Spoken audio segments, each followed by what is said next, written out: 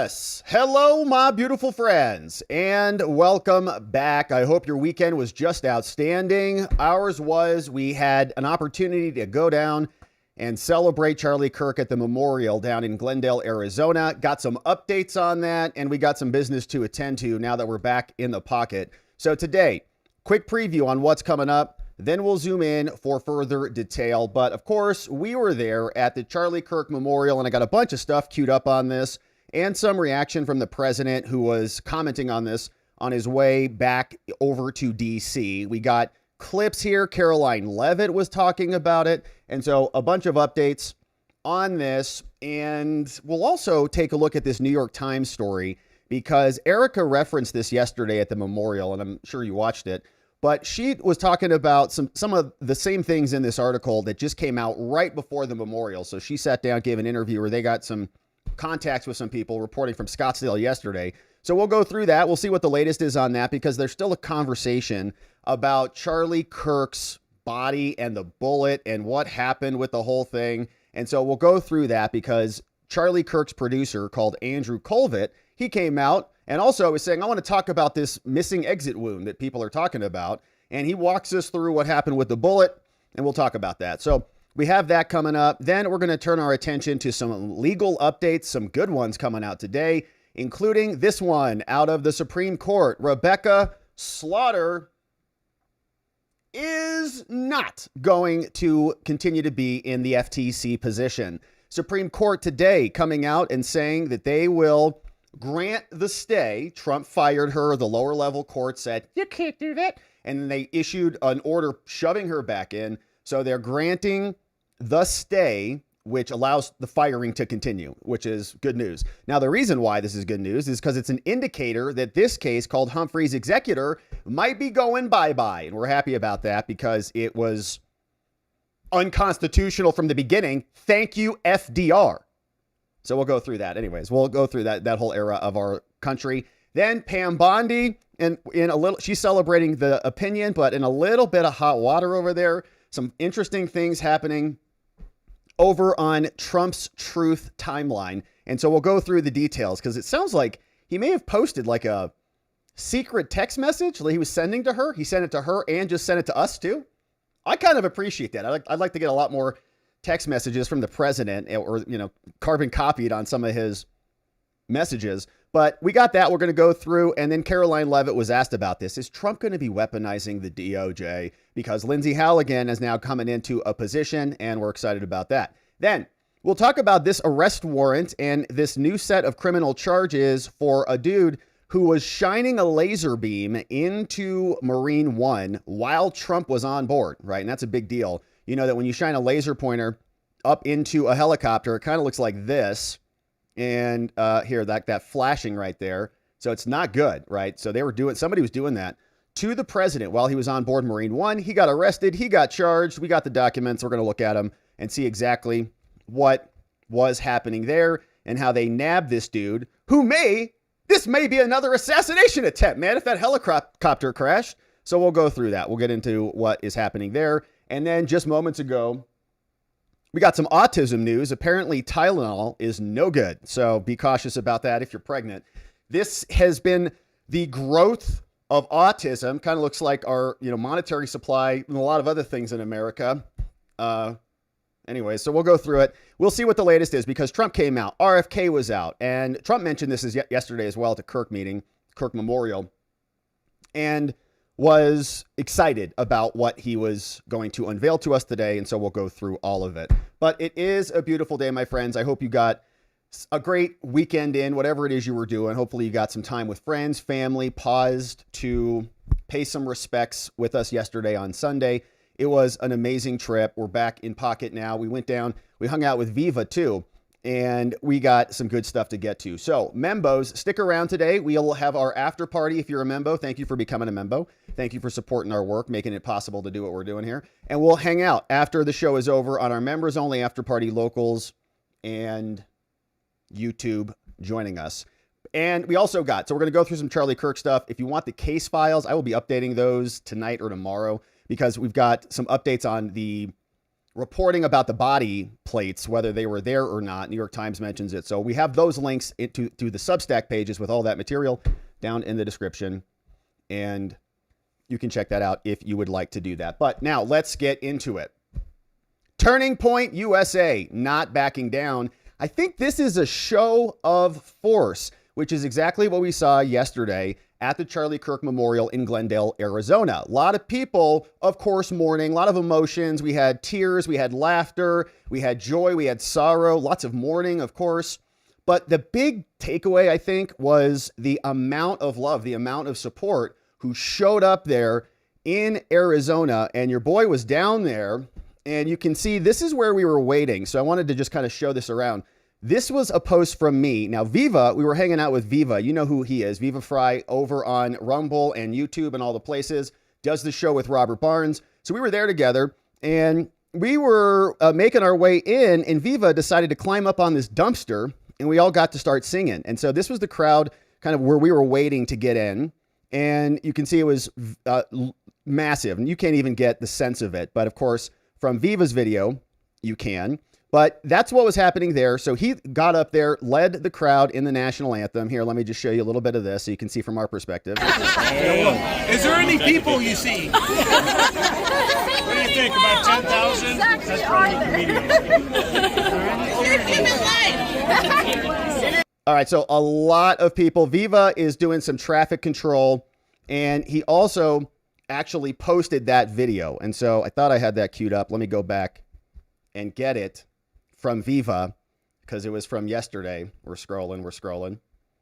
And he had Viva and Barnes yesterday, and he led the crowd in the national anthem. So here is how it looked from his perspective over there outside the stadium, just so you can see the wall of people. All right, and here we go. So that's inside the trash can. Oh, some Pacifico. So there we go. All right, so now that went all the way around. Okay, the line was like a big U. So the line went from like all these people. We were at the front basically right here where we were, and we have been waiting since about 5:30, 6 o'clock in the morning. And so the line, you can see, goes all the way back over here. Okay, I can't even explain how many people there were. It was insane. And we were just, everybody was just kind of just crowded in, trying to get through.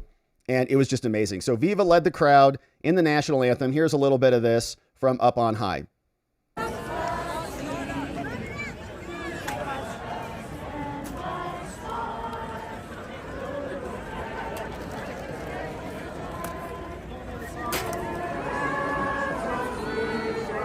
Yeah.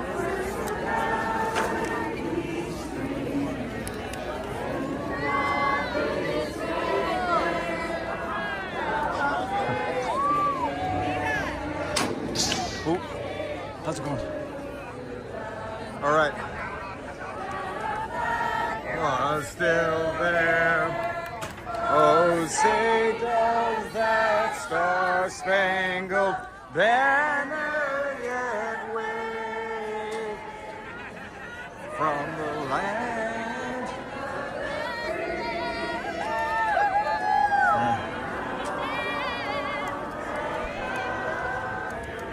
Woo!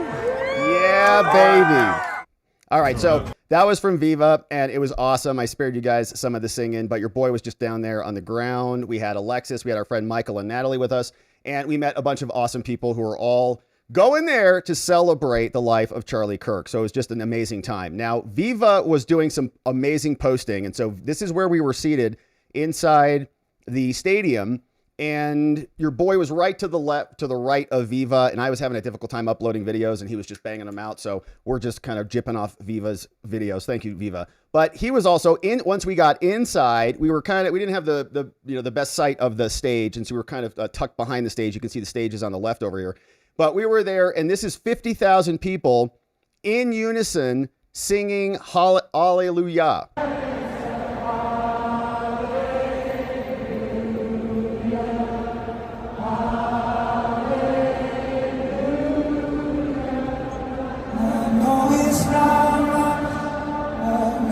Okay, it was amazing. And we were there, and there were, like, as I mentioned, there were all sorts of emotions and things going on. And actually, there was a pretty wild scene there. So we were right here. So I think Viva kind of, right behind us, we're sitting there.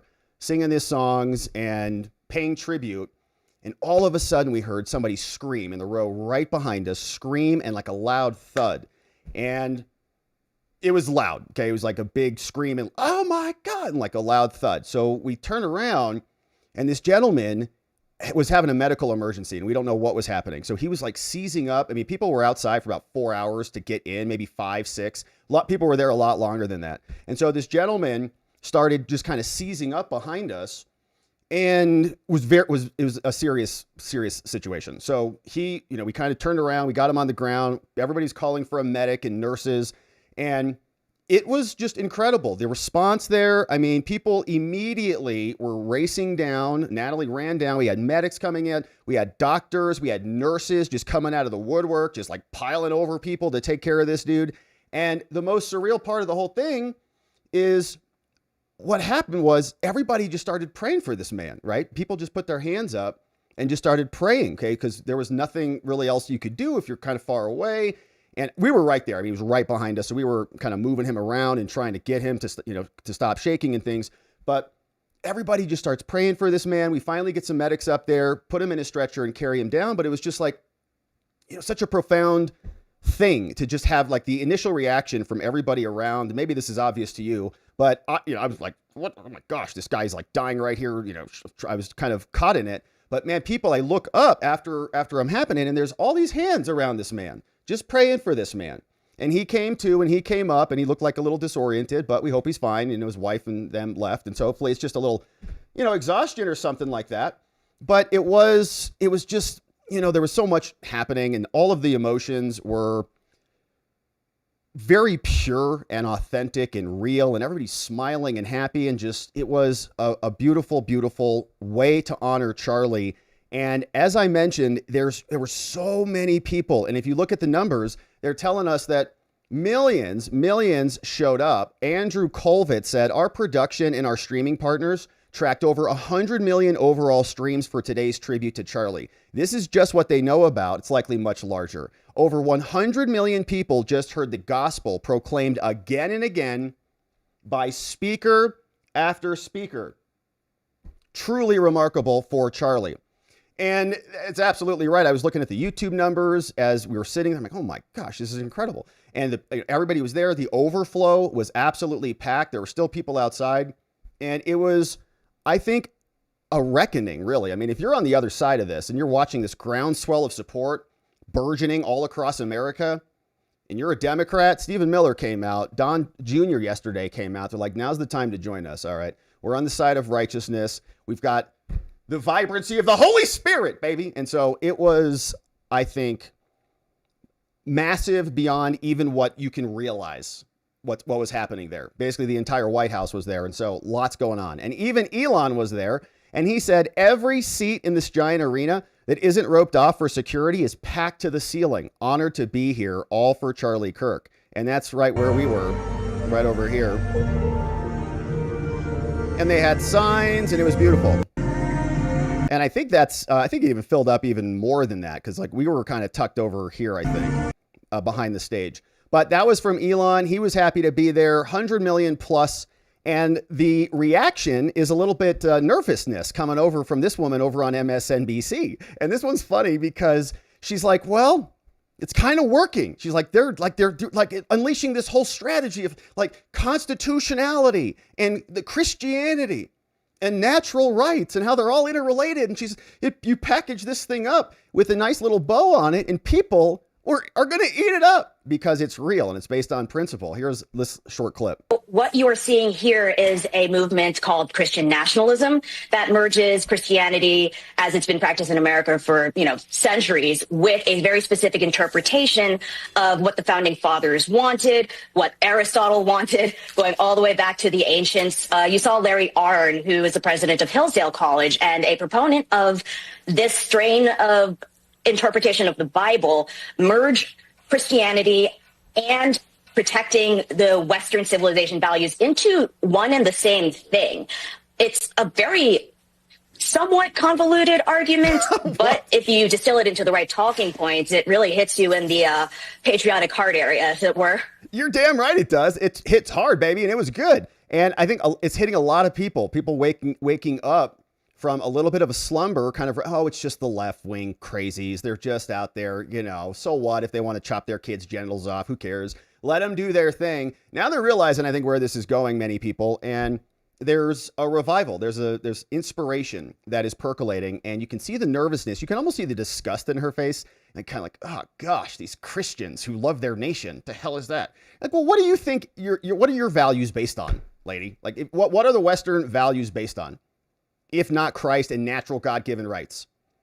And to Andrew Colvit's point, did you hear how much they said the name Jesus Christ yesterday explicitly, speaker after speaker? I never heard so much from our government officials actually using the name, which has power, which is why a lot of people don't like to use it, because they're like, well, it makes me uncomfortable. But it's a real deal. And it was happening yesterday. And of course, the reaction is what you'd expect. Like, holy crap. And what I meant with show of force too, is I think you can kind of see it here. She's like, well, it's very attractive. And they're doing a good job. I'm like a little nervous. So what are they going to do? Is there principles based on like diversity and like equity, or, Marx, or what is it based on other than their liberal communism? Is it anything that we can relate to, or are they the ones who are actually reinterpreting the Constitution into something that suits their ends? Now, Erica Kirk also gave an interview, or the New York Times was reporting, they gave an interview, and the New York Times reported this over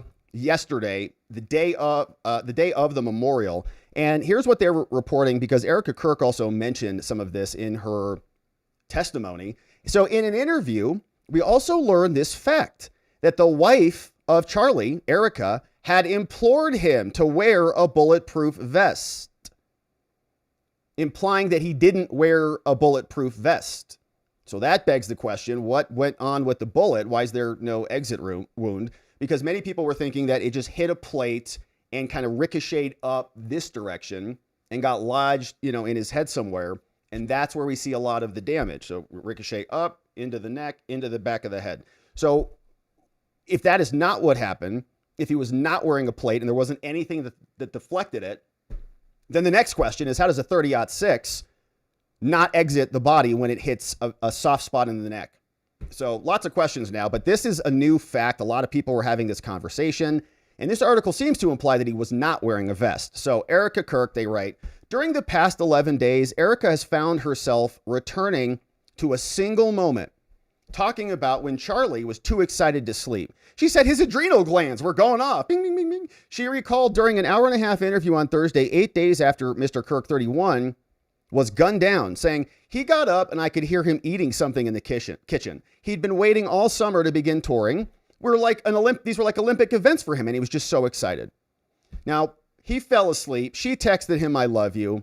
And as he left, he said, today is going to be a great day, man. So Erica, 36, spoke in a composed voice while fighting tears during this interview. She said, I'm allowing myself to feel this so deeply, she said, without medication, without alcohol. The Lord is giving me discernment. She sat in workout clothes with her legs folded under her on a couch in a rented condo in Scottsdale. Her husband often used the condo as a way station, and she had a pendant around her neck of St. Michael that Charlie was wearing when he was shot. The medics ripped it from the body while attempting to stop the bleeding. A trace of blood remained in the crevice of the cross. The bathroom floor of the condo was still littered with towels from the last shower of Charlie. A little more than a week ago to this day, she says, I can't go into my bedroom. I'm rotating where I sleep. Now, Turning Point announced the day before the interview that Erica, would replace Charlie as the chief executive. Andrew Colvit described her as its beating heart, the spiritual center and life force. But he said that no one could be expected to fill the shoes of Charlie, obviously, and still numerous Turning Point staffers had received fortitude. Erica has had a lot of success, Miss USA, Miss Arizona, and others. Erica said Charlie was like a son to him, to Mr. Trump, and the president's tone was soft and embracing, she said, when she talked to Trump. Now here's more. Mr. Kirk provided the outside world with a glimpse of her resolve, Mrs. Kirk, Erica, after an emotional 15-minute live stream, which we saw. And here is more about the actual death. Now, on the evening before Mr. Kirk traveled to Utah, Charlie, he and his wife met for dinner in Phoenix with a friend who is a faith leader. The purpose was to pray together over Kirk's tour, going on a tour of 20 campuses. Both Erica and the friend were worried. They said, Charlie, let's talk and pray for you. Mr. Kirk, Charlie, whose appearances on college campuses drew ardent support and fierce condemnation, had received numerous death threats over the past years and had been traveling with a security team for months. At the dinner, Erica employed her husband to start wearing a bulletproof vest. When he demurred, the friend said, well, why don't you stand behind bulletproof glass? Charlie Kirk said, not yet. He said he felt confident in his team and that there would be additional security in Utah. But Erica, like several of her husband's subordinates, had occasionally heard him imply that his life could be cut short. She found herself wondering if a part of him had already surrendered to that. It had been Erica's plan to accompany her husband to Utah, but her mother was also undergoing a medical treatment in Phoenix the same day. Home needs you, said Charlie. Stay with your mom. They agreed that she would instead travel with him on the next leg when he went over to Colorado. Now, Erica was sitting in her mother's hospital room after she's getting out of surgery at 11:23 local time when Michael McCoy, Charlie's assistant, called her phone. In retrospect, she said she knew the words, "He's been shot," before this assistant even screamed them. Now, Mr. Robinson, the shooter, had texted his partner saying, "I've had enough of Charlie's hatred." Then Charlie's chartered plane went back to Scottsdale, picked up Erica, brought her out. He was pronounced dead as she was in the air, flying to Utah to be with him. She said, "I'm looking at those clouds in the mountains. It was such a gorgeous day, and I was thinking, this is exactly what he last saw." Sheriff met Erica at the hospital, offered her the option of seeing the body, but she said, advised against it. The bullet, he explained, had ravaged Mr. Kirk's neck. "With all due respect," said Erica, "I want to see what they did to my husband." She was bracing for the worst, but what she saw surprised her. His eyes were semi-open, and he had this knowing Mona Lisa-like half smile, like he died happy, like Jesus rescued him. The bullet came, he blinked, and he was in heaven. She had not been able to kiss him goodbye when he left the house earlier that morning, so she did right then. Now, she was Miss Arizona and an entrepreneur, Christian-themed clothing, and her background was highly successful, right? Even before they got married. And what we saw at the memorial yesterday was just a beautiful set of advice, even from Erica, right? A beautiful recollection of what they had and how other people can have that in their lives. And that was also inspirational for many. Now, Miss Kirk prepares for the memorial services. She was there. She said, this is God's plan, right? But God's plan is always greater than ours. And she sees a divine logic to this, saying a young prophet, Charlie was a young prophet whose fleeting life has achieved a lasting resonance after his martyrdom. In her view, a young but towering spiritual voice was silenced by a young lost soul. I'm a strong believer that this was God's plan, she said, and it's so clear-cut, it couldn't be more Charlie. She added, I've had so many people ask, do you feel anger toward this man? Like, do you want to seek the death penalty, Erica? I'll be honest, she says. I told our lawyer, I want the government to decide this. I do not want that man's blood on my ledger. Because when I get to heaven and Jesus is like, eye for an eye? Is that how we do it? And that keeps me from being in heaven, from being with Charlie. She's not going to allow that to happen. And of course, yesterday, she also had that moving moment where she said, I forgive that young man. Now, we've been asked about the bullet and where the bullet came from, where it went, what kind of bullet was it, where did it land, did it bounce off a plate or something concealed under Charlie's shirt? And we've got some reporting on that. So Andrew Colvett, the producer for Charlie, is now talking about this. We also saw Candace Owens said she saw some other video from behind Charlie and there was no exit wound. So if a 30-06, which is a large caliber weapon, goes into your neck, you would imagine that there'd be something on the back end. Candace said that there was no exit wound. Andrew Colvett confirms it, saying, I want to address some of the discussion about the lack of an exit wound with Charlie. I'm usually not interested in delving into most of this kind of online chatter, and I apologize, this is somewhat graphic. But in this case, the fact that there wasn't an exit wound is probably another miracle. And I want people to know. I just spoke with the surgeon who worked on Charlie in the hospital. And here we have a quote. He said the bullet, quote, absolutely should have gone through. Yeah. Which is very, very normal for a high-powered, high-velocity round. I've seen wounds from this caliber many times, and they always just go through everything. So that sounds credible. That would have taken a moose or two down, an elk, etc. But it didn't go through Charlie. Charlie's body stopped it. Now, I mentioned to his doctor that there were dozens of staff, students, and special guests standing directly behind Charlie on the other side of the tent, and he replied, it was an absolute miracle that somebody else didn't get killed. His bone was so healthy and the density was so impressive that he's like the man of steel. It should have just gone through and through. It likely would have killed those standing behind him too. In the end, the coroner did find the bullet just behind the skin. Even in death, Charlie managed to save the lives of those around him. Remarkable and miraculous. And there are miracles that can happen, no doubt about that. My question is, what did the ballistics say about the bullet? Was it the full, bullet? And where in the skin was it? Just beneath the skin? I mean, just like here and just kind of tucked right here?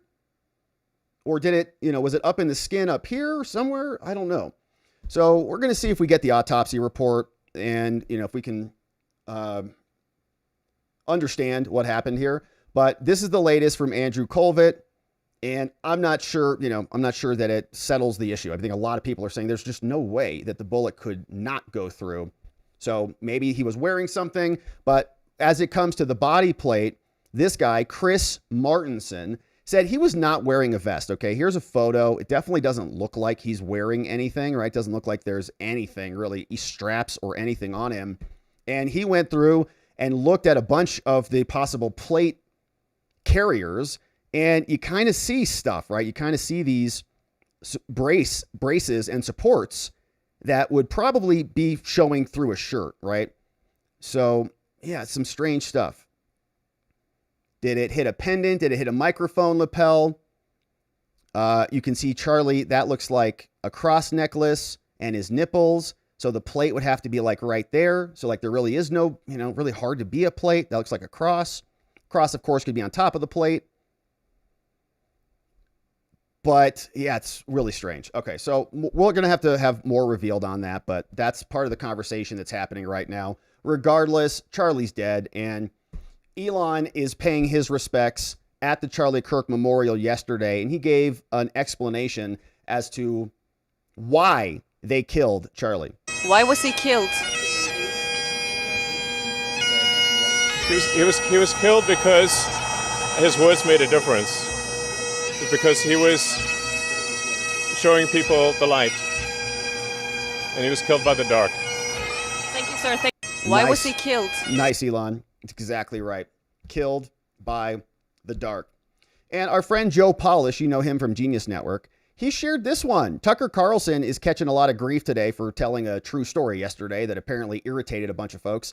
But Joe Polish was saying, man, there was a lot of courage there as well, because a lot of people were there behind the bulletproof glass, right? Giving speeches. Tucker Carlson was not. And Joe Polish called that out. Joe Polish had a nice seat. I think he was in a suite over there somewhere. So he had a nice seat. Obviously, I didn't see the stages, so I don't know how many speakers were behind it, how many were not. Certainly looked like to me there were a lot of people behind the glass, but Tucker specifically went out and no bulletproof glass around him, right? I suppose he could have gone over there to that podium, but pretty interesting. So Joe Polish called that one out, not standing behind the bulletproof glass, again, with courage and conviction. So we saw that. Now, Caroline Leavitt was commenting on this today from the White House press briefing room, and she said that what we saw from Erica Kirk and her moment of forgiveness for the man who murdered her husband in cold blood was one of the biggest acts and greatest acts of grace we've ever seen. Now, before I open it up to questions, I do want to speak on the heinous political assassination of Charlie Kirk. As President Trump powerfully stated yesterday, this assassination was an attack on everything that makes the United States of America the greatest country on earth. But that attack has completely failed. The heartwarming response from the overwhelming majority of the American people over the past 2 weeks is all of the proof that you need. The assassin who took Charlie's life can destroy flesh and blood, but he can never destroy the values that Charlie stood for. All across the country, millions of Americans have prayed, hosted vigils, attended church services, became politically engaged for the first time, and honored the legacy of Charlie and the ideals he died speaking for. The beautiful memorial service attended by President Trump and 100,000 great Americans in State Farm Stadium yesterday was just the latest example. And Erica Kirk's mercy was one of the greatest acts of grace this world has ever seen. May God continue to watch over Erica and their beautiful children. Yes, and what we're seeing too is that they are unleashing a tour all across the United States, and some interesting people are in the lineup. So we've got Michael Knowles, Megyn Kelly, Governor Glenn Youngkin. We've got Senator Mike Lee, Alex Clark, Governor Spencer Cox, all in Utah, Andy Biggs from Arizona, and Jason Chaffetz coming to Utah. We also got Vivek coming in. Governor Greg Giaforte going to Montana. North Dakota's got Glenn Beck. University of Oklahoma to be announced. Let me know if you need a spot. Indiana University, Bloomington with Tucker Carlson. Whoa. And remember, there was pressure to kind of kick Tucker out of TPUSA, so that's not happening. And Ole Miss to be announced. Again, I'm available. Auburn, I'm available. UC Berkeley with Rob Schneider and Frank Turek also going out there. So from now through November, we're going to start having a bunch of folks out there who are, I think, in a show of force, keeping the mission going. And these are some big, big names. And so we're excited where this goes. Now, the president was also there supporting Charlie and the family. And on the way back, he said, you know what the Democrats are? They're responsible for this. Mr. President, your son had a very welcoming message today, welcoming people to the Republican Party. Love of country, love of family, love of God. So I ask you, what did the Democrats stand for at this point? I think chaos, confusion, anger. They're losers. They don't even want to extend the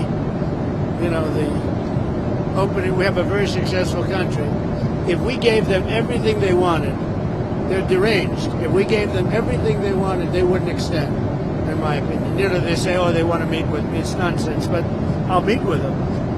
But no, they're angry, and they took a big loss, and they're doing worse now than they were during the election. So they're doing very badly. I don't think actually. I think they stand for chaos. They stand for nothing. Well, they do. Some of them stand for murder, so they've got that going for them. But people are recognizing it, and our side, I feel like, is ramping up, and we've got a lot of energy, and we're on the side of righteousness. We don't celebrate murder of people in cold blood like they do. And so Turning Point will march on. We'll be here in the wings supporting them best we can, and, of course, continuing to pray for Erica and the Kirk family. All right, so good updates on that, and I hope that you enjoyed the memorial, and it brought some peace, and you got some of the same feelings that we got, because it was, I think, a very healing ceremony. But we've now got some other legal business to attend to. Major victory out of the Supreme Court of the United States. It involves this woman called Rebecca Slaughter, who now is going to be fired. She had been fired by the president a long time ago. And of course, a federal judge came out and said, you can't fire her. What do you think? You are the president of the country? You think you run the executive branch? She works at the FTC. Oh, what's the FTC? It's an independent body, and you can only fire somebody for cause if you check these boxes, because Congress doesn't want to manage anything, and they don't want the executive to have to manage anything either. So they create these pseudo entities that nobody can touch until Trump came in, starts firing everybody.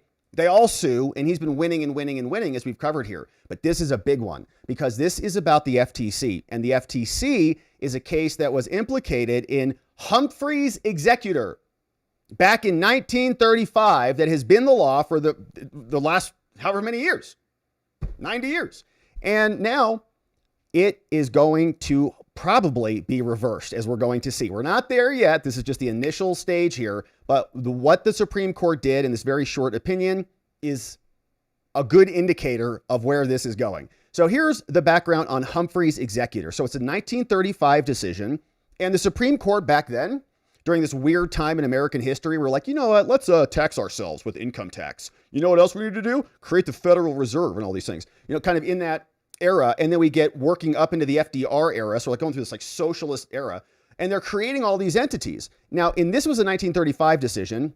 And you can see it's a decision by the Supreme Court.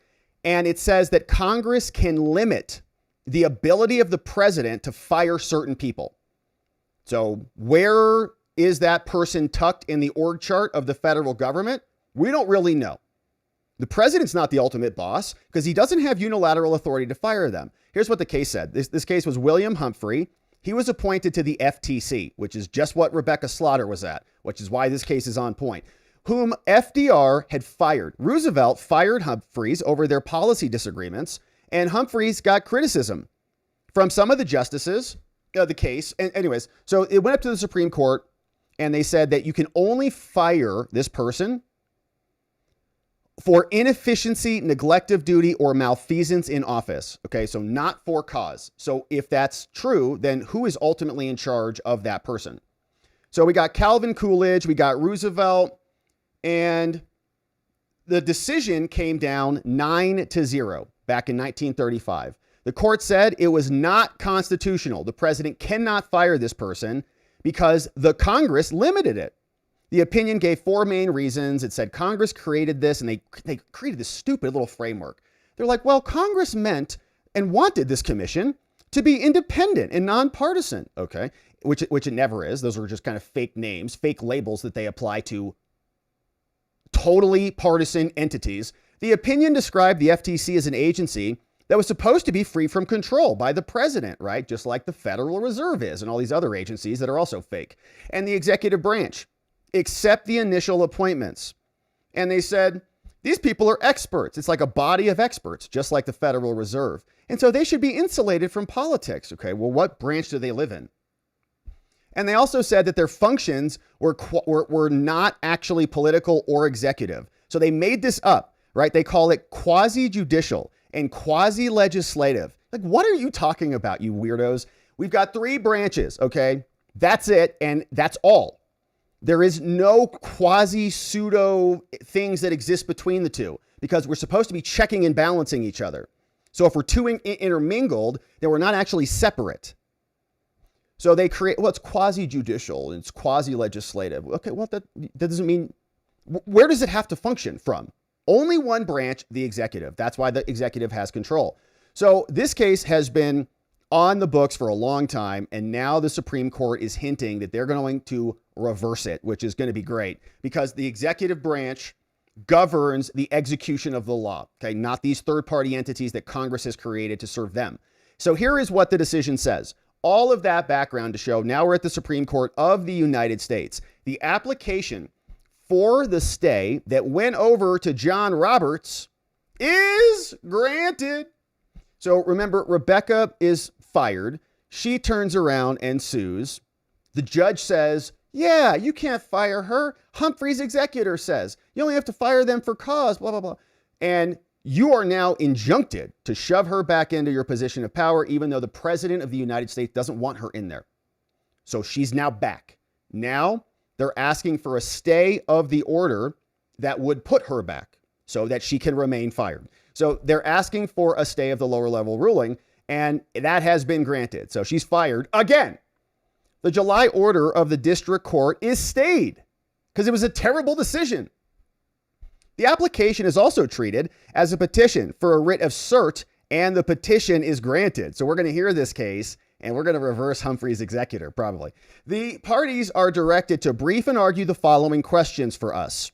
1, whether the statutory removal protections for members of the FTC violate the separation of powers. Yes, they do. And whether, and if so, whether Humphrey's executor should be overruled. Oh gosh, so great. That's yes. The answer is yes to those both, Chief Justice. Whether a federal court may prevent a person's removal. Question number 2, either through relief at equity or at law. So can we use statutes or can we look to, kind of case law and older law that's not statutory law, precedent and in courts of equity, we try to make like injunction. We try to balance the scales and right the wrongs. So you've got statutory claims you can make and you've got claims in equity. You're like, well, you know, court, you can act with equitable powers and equalize the sizes. Okay, we're going to take that money from you and give it over to you. And we're going to issue an injunction so that you can stop them from doing this thing so that it's very, you know, equitable. And then there's also other statutory provisions and statutory claims that you can make. And so the court is basically saying, give us all the options. All right. Is there any way that a federal court may prevent a person's removal through the law? So like what law or what powers of equity do they have that they can use? The clerk is directed to establish a briefing schedule that will allow this case to be argued in the December 2025 argument session, so coming up soon.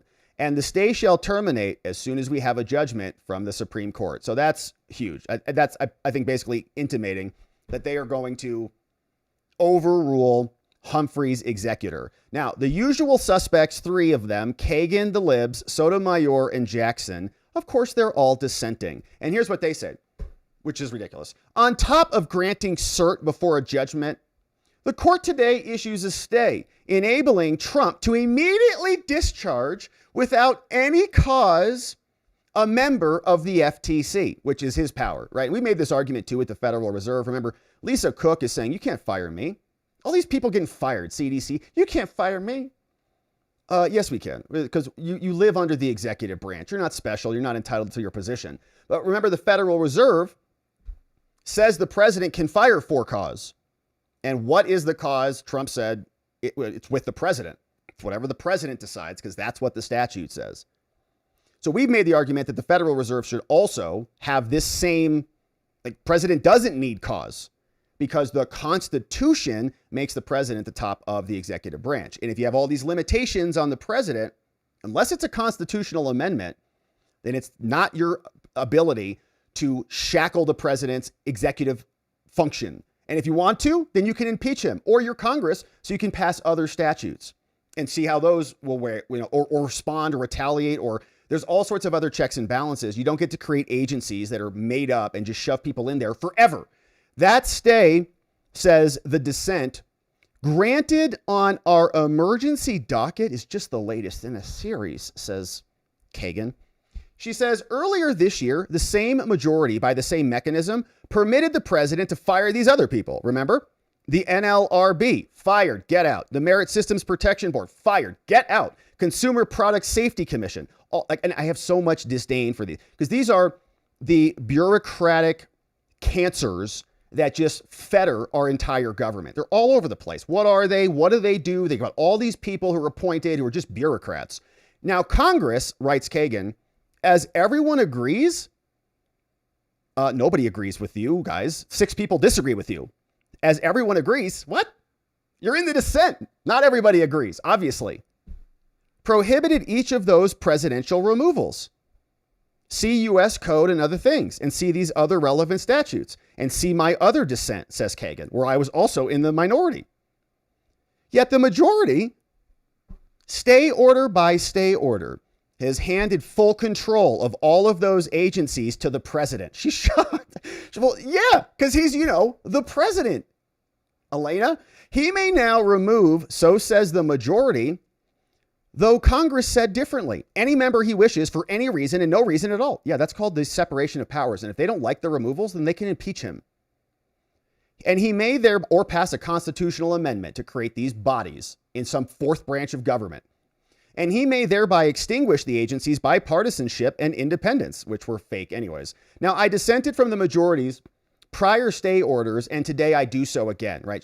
Trump can't fire anybody. Under existing law, what Congress said goes. No, not if it's unconstitutional, Judge. That's not how it works. They're not the president. What Congress said goes. No, it's not. Oh my gosh, she's like illiterate. As this court unanimously decided nearly a century ago. In Humphreys, right, she says, she's going back to Humphreys, they're going to overrule it. That's what they're asking about. We rejected a claim of presidential prerogative identical to this one. Yeah, they said, well, and Roosevelt wanted to fire this dude. He didn't like the policies. Roosevelt had the power to do it. But the courts at that time said no. Congress, we held, may restrict the president's power to remove members if you guys held this, and the whole point, like, it's like, okay, this is very circular because the question is whether we need to overrule that. And you're saying, Kagan, in your dissent, let me give you the authority, which is the case that we're talking about overruling. Like, okay, thank you for referencing that. So the president cannot, as he did here, fire an FTC commissioner. So to reach a different result requires reversing the rule stated in Humphreys, which is why we're here. She's missing the entire point. It entails overriding rather than accepting Congress's judgment about an agency design. Now, the majority may be raring to take action, as its grant of certiorari before judgment suggests. Yeah, because the president is not in control, right? If the president can't fire these people because lower level district judges, I don't know if they're sorority sisters like the other ones, but are usurping the executive authority from them. And the Supreme Court is not appreciating that because it's happening over and over and over again. And they're all referencing Humphreys, which is now hopefully going bye-bye. Because the majority stay does that, I dissent. Our emergency docket should never have been used like this. So anytime, it's just a procedural objection. They bring it up all the time. And to be fair, the right does it too when Biden's in charge, but we had more judges. So anyways, so that's what's happening. Congress is fully capable of impeaching the president. Should it not be used, the president can shape government authority and to reshape the nation's separation of powers. No. We're just enforcing the separation of powers that already exist. So nice decision from the Supreme Court, not final, but we're going to have briefing. We're going to get a final ruling. And what it feels like is Humphrey's executor is on the way out, which is good news because it enabled all of these other pseudo branches of government and ultimately enabled the Federal Reserve. They just went hog wild. And Humphrey's was, a challenge to that, but the Federal Reserve was created even before that in 1913. So it was a weird era in American history where we decided to tax ourselves for whatever stupid reason. But we also see Pam Bondi is celebrating the decision. Says our attorneys at the Justice Department just secured a significant Supreme Court victory, protecting President Trump's executive authority. And to be clear, this is going to be used aggressively the other way. Okay, so the next president that comes in, they're nuking everybody. In a 6-3 decision, unless it's, Vance or whatever, but if Democrats ever take charge, they'll nuke everybody. In a 6-3 decision, the court stayed a lower court ruling which prevented the president from firing a member of the board, which is under the executive branch. This helps affirm our argument that the president, not a lower court judge, has hiring and firing power over executive officials, and they don't live in this little pseudo branch. We will quasi-legislative, quasi-judicial. It's made up. We will continue fighting and winning in court to defend President Trump's agenda. Thank you, Pam Bondi, for that. Now, Pam had a nice victory, but Pam also got into a little bit of an awkward situation over here. President Trump posted maybe a secret message on his Truth Social. Was this supposed to go to Pam and he accidentally sent it on Truth? Or did he send it to Pam and thought, this is so good, I'm going to post it on Truth? Here's what he said. Pam, I have reviewed over 30 statements and posts saying that essentially, same old story as last time. All talk, no action. Nothing is being done. What about Comey? Adam, Shifty Schiff, Letitia? They're all guilty as hell, but nothing is going to be done. Quote. Then we almost put in a Democrat-supported U.S. attorney in Virginia with a really bad Republican past, a woke rhino who was never going to do the job. That's why 2 of the worst Dem senators pushed him so hard. He even lied to the media and said he quit and that we had no case. No, I fired him. And there is a great case, and many lawyers and legal pundits say so. Lindsey Halligan is a really good lawyer, Pam, and likes you a lot. We can't delay any longer. It's killing our reputation and credibility. They impeached me twice and indicted me 5 times over nothing. Justice must be served now. 3 exclamation points. President DJT. Pam's like, oh, damn. She just got that. Got that at 3:44 p.m., September 20th. Goes, oh, what do I do? Then President Trump issued another response right after that. About an hour later, says, Pam Bondi is doing a great job as Attorney General of the United States. Says she is very careful, very smart, loves our country, but needs a tough prosecutor in the Eastern District of Virginia. Like my recommendation, Lindsey Halligan, who he knew was one of Trump's attorneys preceding, to get things moving. What we don't need is a Democrat-endorsed Republican. I will be nominating Lindsey Halligan to be the U.S. attorney in this very important part of our great country. She will be fair, smart, and will provide desperately needed justice for all. So hopefully Pam got the memo and is driving this bus to where it needs to go. Truth post from the president appointing Lindsey. It is my honor to appoint Lindsey Halligan, who has been serving as the special assistant to the president at the White House, the U.S. attorney for the Eastern District of Virginia. He says, Lindsey's a tough and smart and loyal attorney who has worked with me for a long time, including in the winning fight against the weaponization of our justice system by the crooked Joe Biden and the radical left Democrats, which she witnessed firsthand when she stood up for my rights during the unconstitutional and un-American raid on my home in Mar-a-Lago, where they sent in armed FBI agents with an approved use of force policy that included kill. In Palm Beach, Florida, raiding Trump's room, going into Melania's closet in Barron's closet, rummaging through her.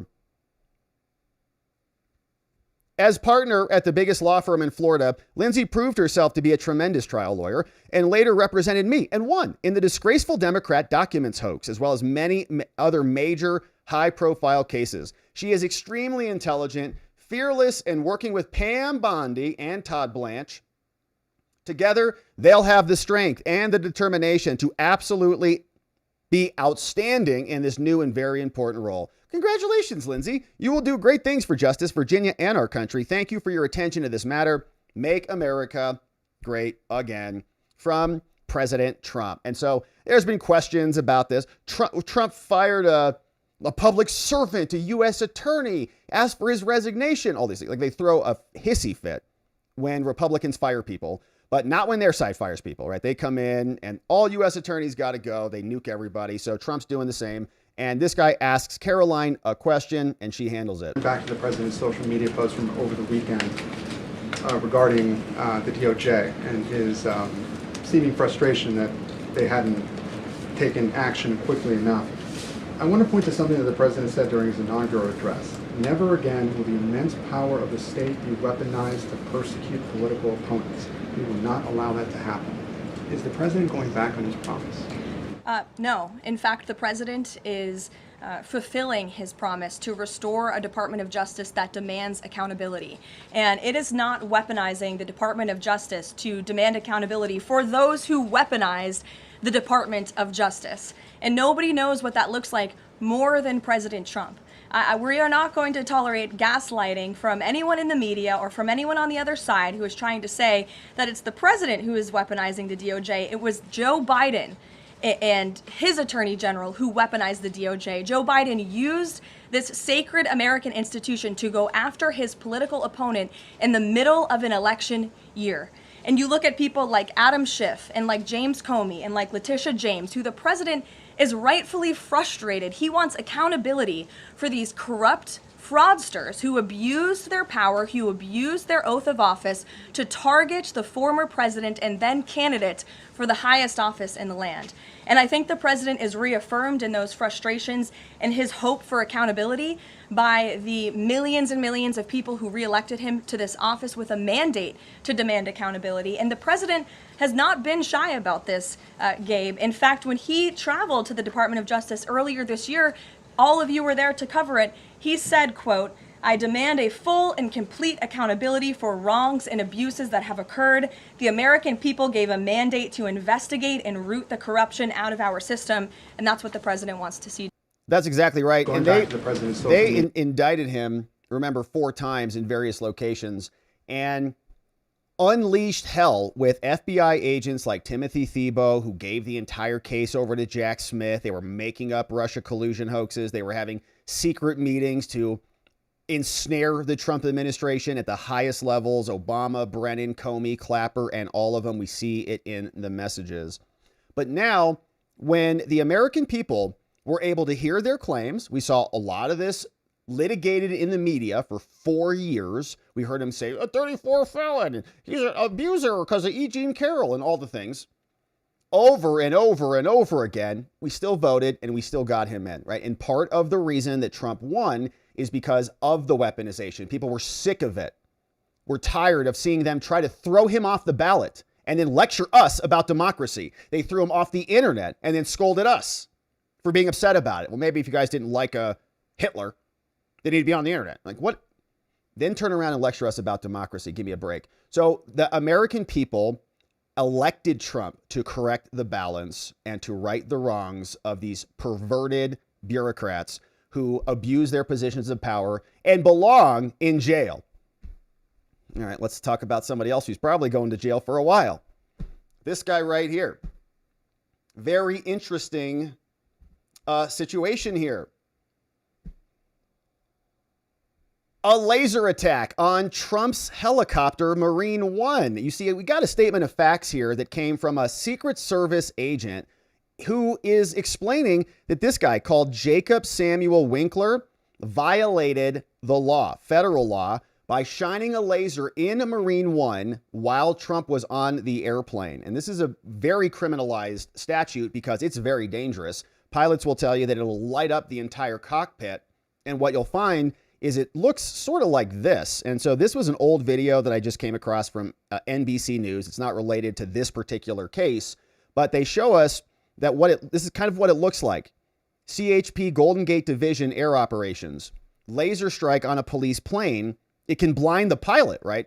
This is why it's highly criminalized. You cannot do it at all because it's very dangerous. And they did it while the president was on the airplane. Some might call that an attack. So here is what happened. This guy ultimately had an arrest warrant issued for him. They're going to explain how they got him. But his name is Jacob Winkler. And he got an arrest warrant coming out of Judge Farquhar in the D.C. district for a criminal complaint that was filed against him. Judge signed off on the arrest warrant.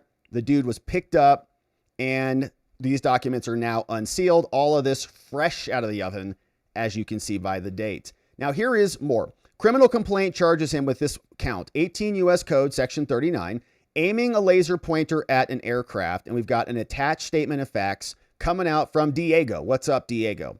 Submitting this set of criminal charges. He writes, I am an officer of the Uniform Division of the U.S. Secret Service, and I make this affidavit in support of a criminal complaint because there is probable cause that this dude broke the law. This affidavit is presented for the sole purpose of establishing probable cause.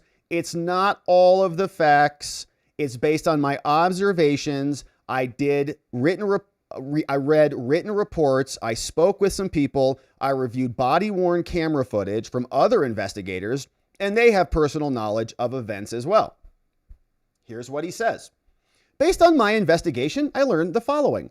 Arresting officer Diego Santiago, badge number 3354, was in full police uniform, operating a U.S. Secret Service Uniform Division bicycle, and assigned to the secure flight path for Marine One, the presidential helicopter. Marine One had recently landed on the south grounds of the White House, and a crowd was gathering near the White House. Santiago, the officer, was on patrol near the intersection of 17th Street and Constitution Avenue in preparation for Trump's departure on Marine One from the south grounds of the White House. The flight path of Marine One was southbound from the grounds and crossed over the ellipse, Constitution Avenue, and then the Washington Monument grounds, all of which are within D.C., within the jurisdiction of the United States. They put that in there, and so we're in the right court. Large crowds of pedestrians often form in the area to view the arrival and the departure of Marine One. And there's a sizable Secret Service presence depending on the public schedule. So Marine One was airborne from the south grounds with President Trump on board and oriented southbound toward the Washington Monument grounds. Officer Santiago was on patrol in the secure area of Constitution Avenue, monitoring for threats to aircraft. So they got bike Secret Service agents that are watching where this thing's going, flying from the White House on the helicopter over to Air Force One. That entire path sounds like it's covered. Santiago noticed the defendant, Jacob Samuel Winkler, walking westbound on the south sidewalk of Constitution Avenue, northwest from the area of 16th Street in this location. So Santiago observed that this person was shirtless. Oh man, is he crazy? Talking to himself and being loud. Is he a homeless dude? Due to the lack of light on the sidewalk, Officer Santiago shined his flashlight at S1 for further observation. Suspect 1. I think, well, D1 over here. Here and after is D1. Probably suspect 1. S1 then pointed and shined a red laser beam at the officer's face in retaliation. Oh, man, you probably shouldn't do that. The red laser beam hit Officer Santiago's eyes, assault on an officer, and briefly disoriented him. At this time, Marine 1 flew at a relatively low height and directly above Officer Santiago and D1's location. Marine 1 was close enough that the rotor noise was loud and the aircraft appeared large overhead. The officer approached D1 after being flashed in the face with the red laser, and upon approach, D1 looked up, oriented the same red laser at the direction of Marine 1, and activated the laser beam at the president. From Santiago's training and experience, he immediately identified this action as a danger to Marine 1 and everyone on board, which happened to include the President of the United States. Now, this conduct posed a risk of flash blindness and pilot disorientation, especially during low-level flight near helicopters, U.S. Park Police and U.S. Marine Corps, and the Washington Monument. This placed Marine 1 at risk of an airborne collision. So the officer quickly detained this dude and removed the red laser from his hand. He was placed into handcuffs, and after he was handcuffed, he got on his knees and he started saying things like, "I should apologize to Donald Trump. I apologize to Donald Trump. I apologize. I should apologize. I apologize to Donald Trump," repeating it over and over. In addition, investigators recovered the following evidence. A red laser pointer was recovered, as well as a small fixed blade knife, approximately 3 inches long. Now, after he was arrested, he was read his Miranda rights. He waived them. He admitted to pointing the red laser at Marine 1. He said he did not know that he could not do that. He said he points lasers at all kinds of things, such as stop signs. Didn't know. Now, based on the facts contained in the ignorance of the law is no excuse, sorry. Based on the facts contained in this affidavit, there is probable cause to believe that on September 20th, this man, Jacob Winkler, tried to assassinate the president with a laser beam, did knowingly aim the beam of a laser toward an aircraft in the special jurisdiction of the United States. And that's a violation of the law. So that guy, is going to be in trouble. Sounds like he might be a crazy homeless person who's talking to himself and just shining the laser beam all over the place. But another assassination attempt. I wonder if he's dating a trans furry. So here's more. You can see they had a minute order today. Now, case is proceeding, and the arrest warrant was executed. He's been arrested, and we've got everything, and we're up to speed. Let's do a refresh, make sure. Yeah, okay. So, disclosure Brady materials. So if you have any exonerative materials, give it over to him, but unlikely to exist. So we'll, of course, keep our eye on all presidential attacks, and we'll see what happens with Jacob Samuel Winkler, who may have tried to take out our president. All right, so we got one more update on the day, and then we'll hear from you, and we'll see what you say about all of this and more. We've got this story. Autism rates in America exploding, and the question is why? Well, the White House now came out and has some answers for us. They posted an update and a chart explaining that autism rates have gone up 400%. Look at those charts. It's like inflation. It's like how they spend our money. Autism rates among children age 8. This is sick. 1992. Prevalence per 1,000. All the way up to the new year. Let's see. It just goes up and up. You see the chart. It says prevalence of autism increased 400% in 22 years, from 1 in 150 down to 1 in 31, which are crazy numbers. And these aren't even that recent. So this is all the way back to 2022. It's like, why are these numbers so old? What's going on in 2025? Are they still going up? I would imagine. So Trump came out and he made an announcement along with RFK and others. And we also see that they've posted an autism action plan. Here's the 3 parts. 1, FDA is going to issue physician notice and initiate a safety label change on acetaminophen, Tylenol, or the store knockoffs. So safety label, and doctors need to be telling pregnant women, don't take it.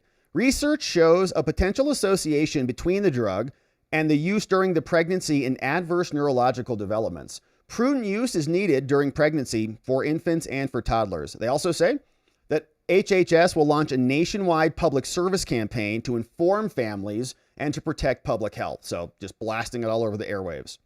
They're also going to make a therapeutic available, saying the FDA will act to establish the first recognized therapeutic.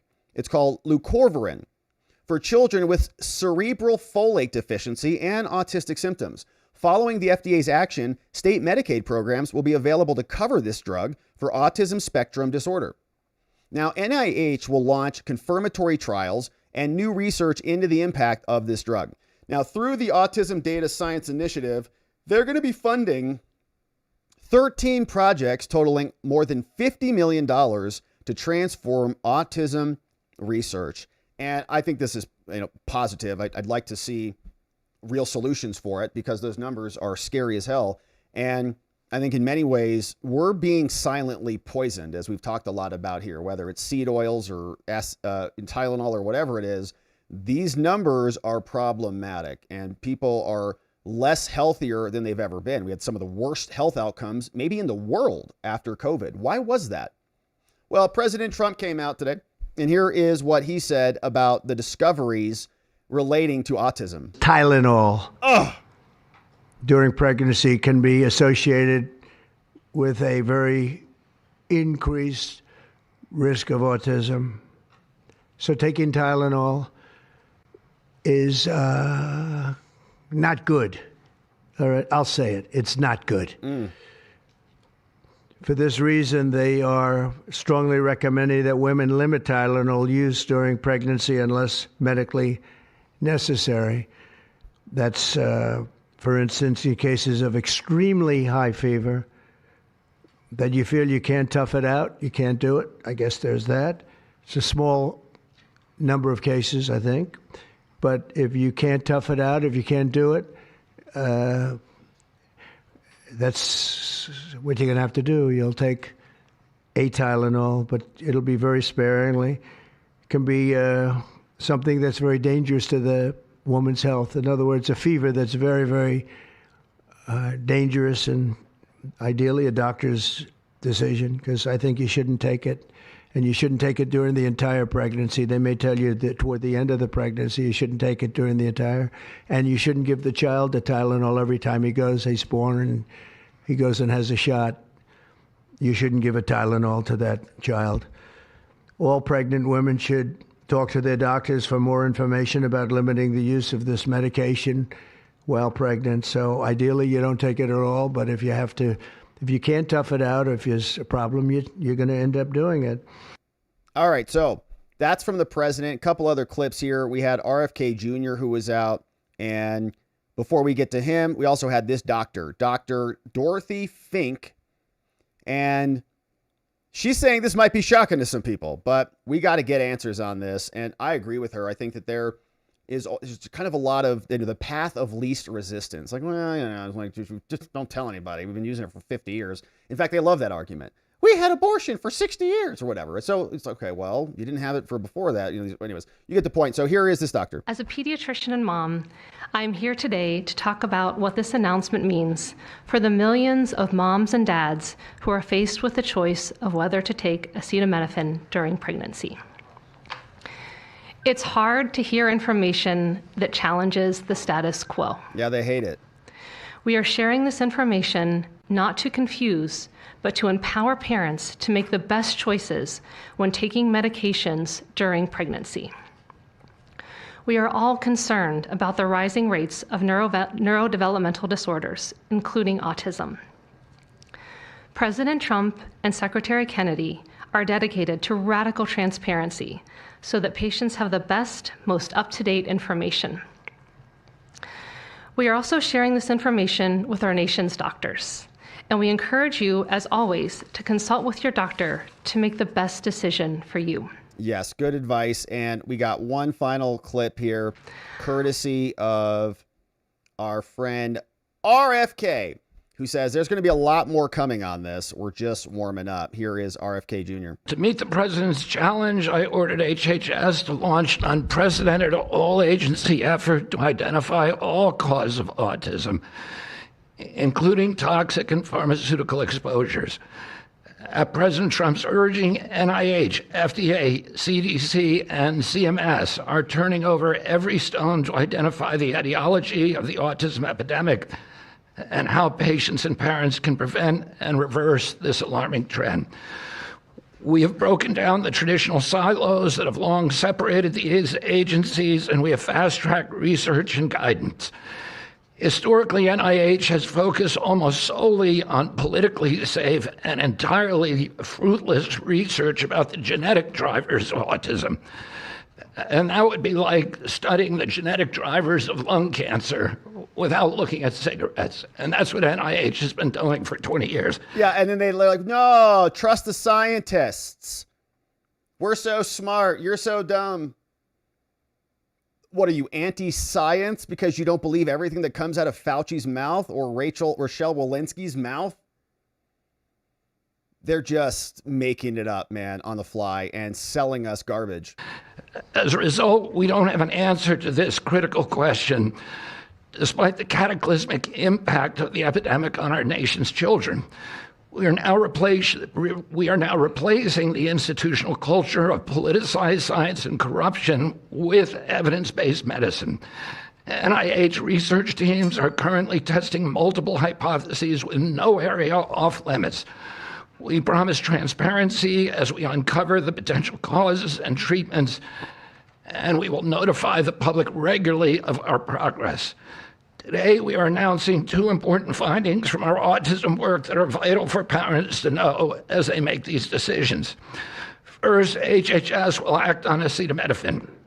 The FDA is responding to clinical and laboratory studies that suggest a potential association between acetaminophen use during pregnancy and adverse neurodevelopmental outcomes, including later diagnosis for ADHD and autism. Yeah, and you start to think about the compounding effect of solving these problems. If you can get those numbers to drop way back down or to be eliminated, you think about the amount of, well, lives that will be just absolutely, better from, not having to deal with this. But it's also good for the healthcare system, right? Because we have more healthy people, which means we need less healthcare services for the country. And we can have healthier, happier people all across the board, which if we're going to have a CDC, if we're going to have Health and Human Services, this is the type of stuff that they should be working on, not trying to shove DEI down our brains and lecture us about trusting the science while following their political ideologies. So we're happy to see some answers on this. And I heard RFK give a speech before the election where he said a lot of this stuff, a lot of our health problems can be traced back to like the 1980s. I think he even said 1989. That's the year. Then you start seeing all these things just go up and up and up. What is it? Is it Wi-Fi? Is it the electromagnetic radiation that we're all getting bombarded in? Is it the cell phones and your retina is getting fried? Is it the food? Is it the seed oils? Are they the drugs? And for our entire lives, we've been sort of institutionalized into trusting your doctor, the American Medical Association, and all these things. We saw what their performance looked like during COVID, and they got exposed, many of them, for being charlatans. And the people who were right, they tried to silence.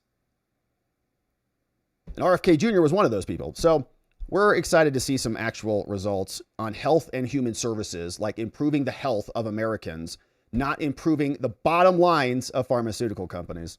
All right, my friends. And so it has been a beautiful stream today. If you're just joining us, quick recap on what we talked about. Then we're going to hear from you and members. Stick around. We're going to do an after party as soon as we're done here. But we had updates on the Charlie Kirk Memorial.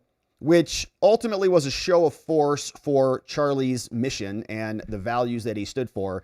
And we were excited to be there. Shared some stories about what we talked about. That's Viva up in the crowd. That is where we were seated singing hallelujah in the house. Elon was there. We talked about Andrew Clovet. We read through this New York Times article that is basically implying that Charlie Kirk was not wearing a bulletproof vest. It didn't say that he was not, but it did say that Erica implored him to put one on and he didn't, or he said no, right? But like, did he put something on that day? Still looks like it's probably, questionable. Andrew Colvett said the bullet was lodged in his neck from the 30-06, apparently. There's more photos showing Charlie's nipples, and people have been trying to identify what he could have been wearing. Was it a chest plate that was right in the middle? Something very small just to protect kind of the heart and lungs, or what? So lots of questions about it, but of course, more will be revealed. Here's the photo of Charlie's back. You kind of think you'd see some straps or something on there, but who knows? So Elon was in the house talking about good and evil. Tucker was in the house talking about a lot of things that were all good. And we heard from Caroline and from the president himself. Then we went over to the Supreme Court, talked about Rebecca Slaughter and how the United States Supreme Court is probably going to be overturning Humphrey's executor, which for almost 100 years has been the law and has been abused by our Congress and our executive branches to create these pseudo agencies that can do whatever they want without any oversight. And if there's no oversight and they're all independent, nobody's responsible. And they can just appoint people that serve terms and can't be removed. Nobody knows what they're doing. And we didn't elect those people or have any say in it. And they're not accountable to anybody. If they are under the president, then they're accountable to the president. And if they do something bad, then the president can deal with it, as our constitutional structure provides. We talked about the background on the case, read through the opinion, heard from Pam Bondi. Pam Bondi might be in trouble. I don't know if she got called to the principal's office or not, but Trump says she's doing great, but she'll be doing greater once we get some indictments. So we heard that. And we also heard Caroline Leavitt respond to questions about weaponization, saying, you guys started it. We're correcting the imbalance of power that you created. Then we talked about this dude who shined a laser into Marine One, Jacob Winkler, who may be a crazy homeless person. We don't really know, but he's been arrested. Can't do that. And he got it when the helicopter was quite low, flying with President Trump inside. He's now been arrested. We read through the statement of facts written by a Secret Service agent, and we looked at what is coming next on the case. Then little updates on the autism news. Of course, big news. So Tylenol, be warned.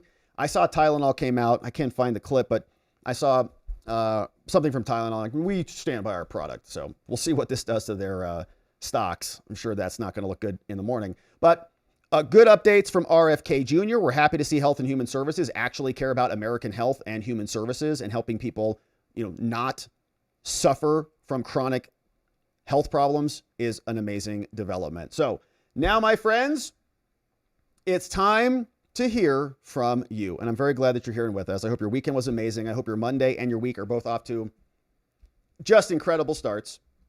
And let's see who's here today and joining us. Thank you for being here. Thank you for subscribing to our channel if you haven't already done that, because we would love to see you back here very soon.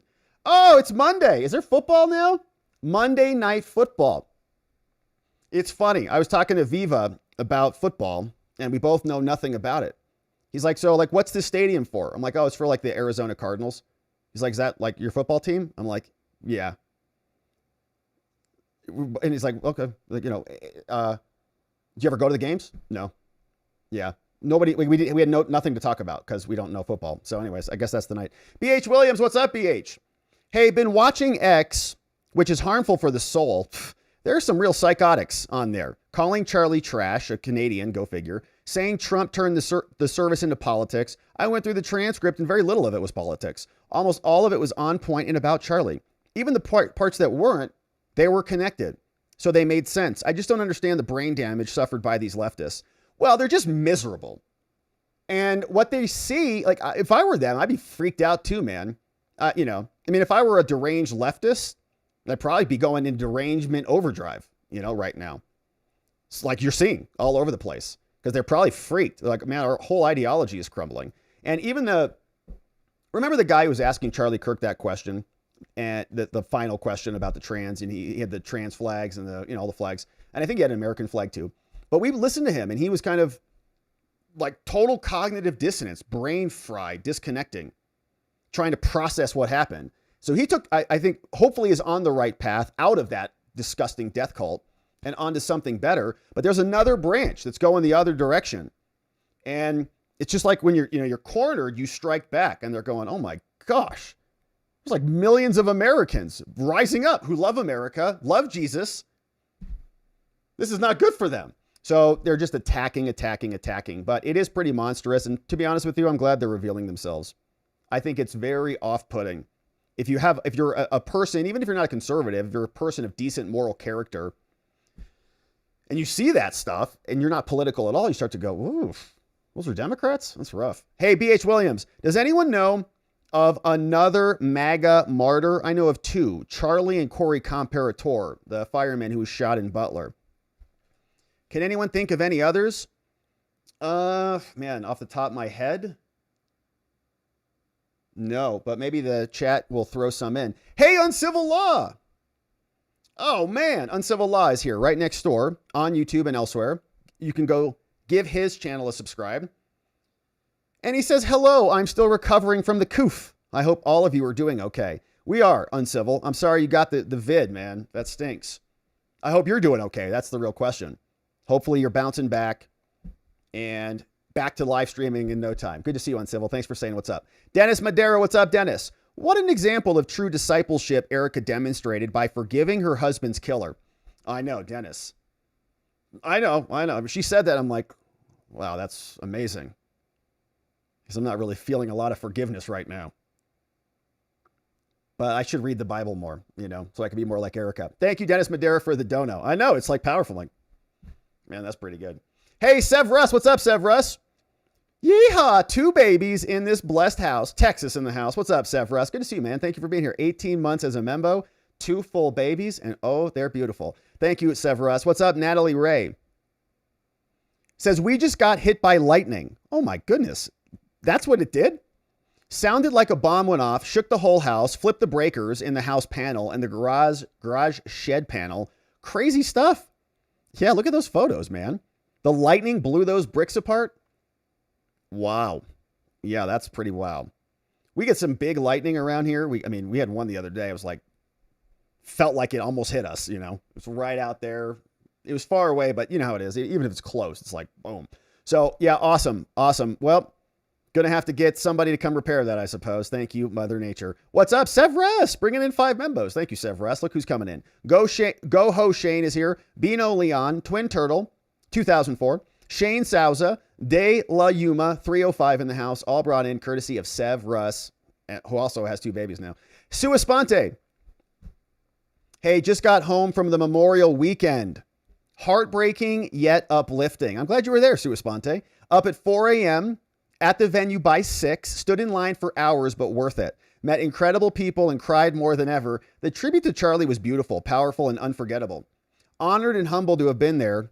Surrounded by kindness, faith, and unity. My heart is full, and I'll carry this day with me always. I felt the same, Sua Sponte. Yeah, I felt the same. Lots of emotions, there was laughter, there was some fun, like good memories, and there was some, uplifting things. So it was beautiful. I think all around they did a good job. And there are people who are, I think, up to the prior comment that we were talking about, which came in from our friend B.H. Williams. The left just can't just pause for a minute and just understand what happened. So you see people who are complaining about the sparklers or something, or that Trump was talking a little politics. Do you know who we're here celebrating? Who do you think we're here celebrating? It's Charlie Kirk.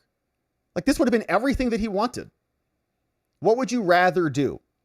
I don't know, have a symphony play or something. It's not what Charlie did. He didn't compose symphonies, so we don't need a symphony. Okay. He put on events like this. And so the event was put on in Charlie's image, really. And I think it was a beautiful celebration, and it was fun. We had laughs. We had some, we had a bunch of speeches, all short and, kind of nice and pithy. So we got to hear from a bunch of people. It was beautiful. And you can feel the energy. Like, I can't even explain it. I could play the videos for you, but to hear the whole crowd singing and mourning together, the amount of energy, like concentrated Holy Spirit, it was like a spiritual tsunami came over us. Look at this kid stuck in the sand. More Here is bringing in More Here. Thank you, More Here, for doing this. Brian Clark, welcome. Amiana List, welcome. Living Like Larry, Kat joining us. T. Surrett, Mackie is here. Lady AR62, Crustacean Vacation. Gabriel is game, and Kim Gayer in the house. Welcome aboard, our friends, courtesy of More Here. Very nice to have you. Thank you, More Here, for doing that. Mr. Spock, hey, so jealous. Wish I could stand long enough to be there personally. It was great watching the streams. Keep up the great work, my friend. Thank you, Mr. Spock. Yeah, it was a lot. Like, it was actually a lot. People were kind of dropping like flies around us. We were outside, basically standing for like 4 or 5 hours.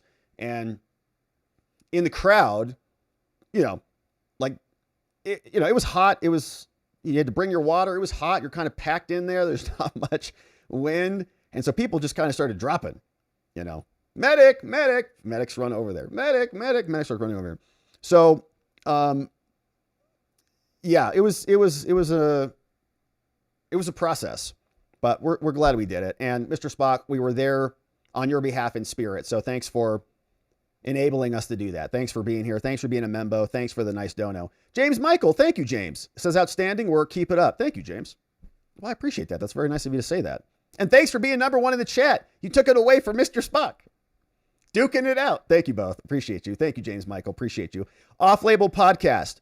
I've been agnostic for a long time, but even I can't miss the spiritual aspect of all of this. No, man, it's real. It's the tidal wave of the Holy Spirit washing across America. We're here for it. Ravicus, who didn't tear up watching Charlie's wife, Erica, make the statement where she forgave him? My dad called me telling me he couldn't stop the tears. Yeah, Alexis, she says that she may have seen like some moisture in my eye. She says that. I neither confirm nor deny it. She said something like that. I said, "Are you sure?" There was something in there. There's some wind there too. There's windy kind of things too. But she's pretty observational. Mock Schnell, what's up? Rob, thank you to you and Alexis for being there yesterday for all of us. Mock Schnell, man, it was our pleasure, brother. Thank you for supporting what we're doing here so we could go down there. As always, you do a great job of representing what is overall right in the country. Thank you, Mock Schnell. Yeah, it was great. We got to spend time with Viva. Viva's awesome, man. He's a ton of fun and a gentleman, and you should subscribe to his channel because he's awesome. Thank you, Mock Schnell, for being here and for that nice dono. Quadcam is here. Says, inspired by everyone at the Charlie Kirk Memorial, doing the raised fist with rosary beads. Wish I could have been there, but had AI make this BLM-inspired symbol of solidarity. That's good. That's pretty good, man. That's pretty good. Man, I'm sure the BLMers are going to hate it, which makes it even better. It's really good. You can't do that. That's white supremacy. What are you talking about? It's the same thing that you guys were doing. Fists in the air. Except we don't have torches and burn down 3rd Precinct and police departments in Minneapolis. Thank you for that one. That's a good one. That's a good one, man. I think that could catch, Quadcam. It's a smart idea. What's up, Bucky's is Rome? Says, in real life, bullets will follow our arteries and blood vessels. Shooting someone in real life isn't YouTube or the movies. I've seen people get shot with high-powered rifles and go into the chest and exit out the buttocks or the thigh. I've seen bullets, because they just, bounce around, change directions. I've seen bullets hit cartilage, tendon, and bone and stop or deflect. The human body in physics and ballistics is crazy in real life. So maybe even if it's a low probability, right, that there is no exit wound and it all just kind of stayed in his body, it's not zero, right? If it's low probability, it's not zero, non-zero, so maybe it happened. Mock Schnell, 50 new membos. Mock, thank you for doing this one. Look at this. We got 50 new friends coming in. Let's welcome them in. Pamela Thompson, welcome. Swede for Sweden. We got Sandy Hanna, Cajun Child, Dan Nikovsky. What's up, Jason Alator, Diana Pearson, Aaron, Joseph Clark, Lovey Brown is here, James C. What's going on, RB?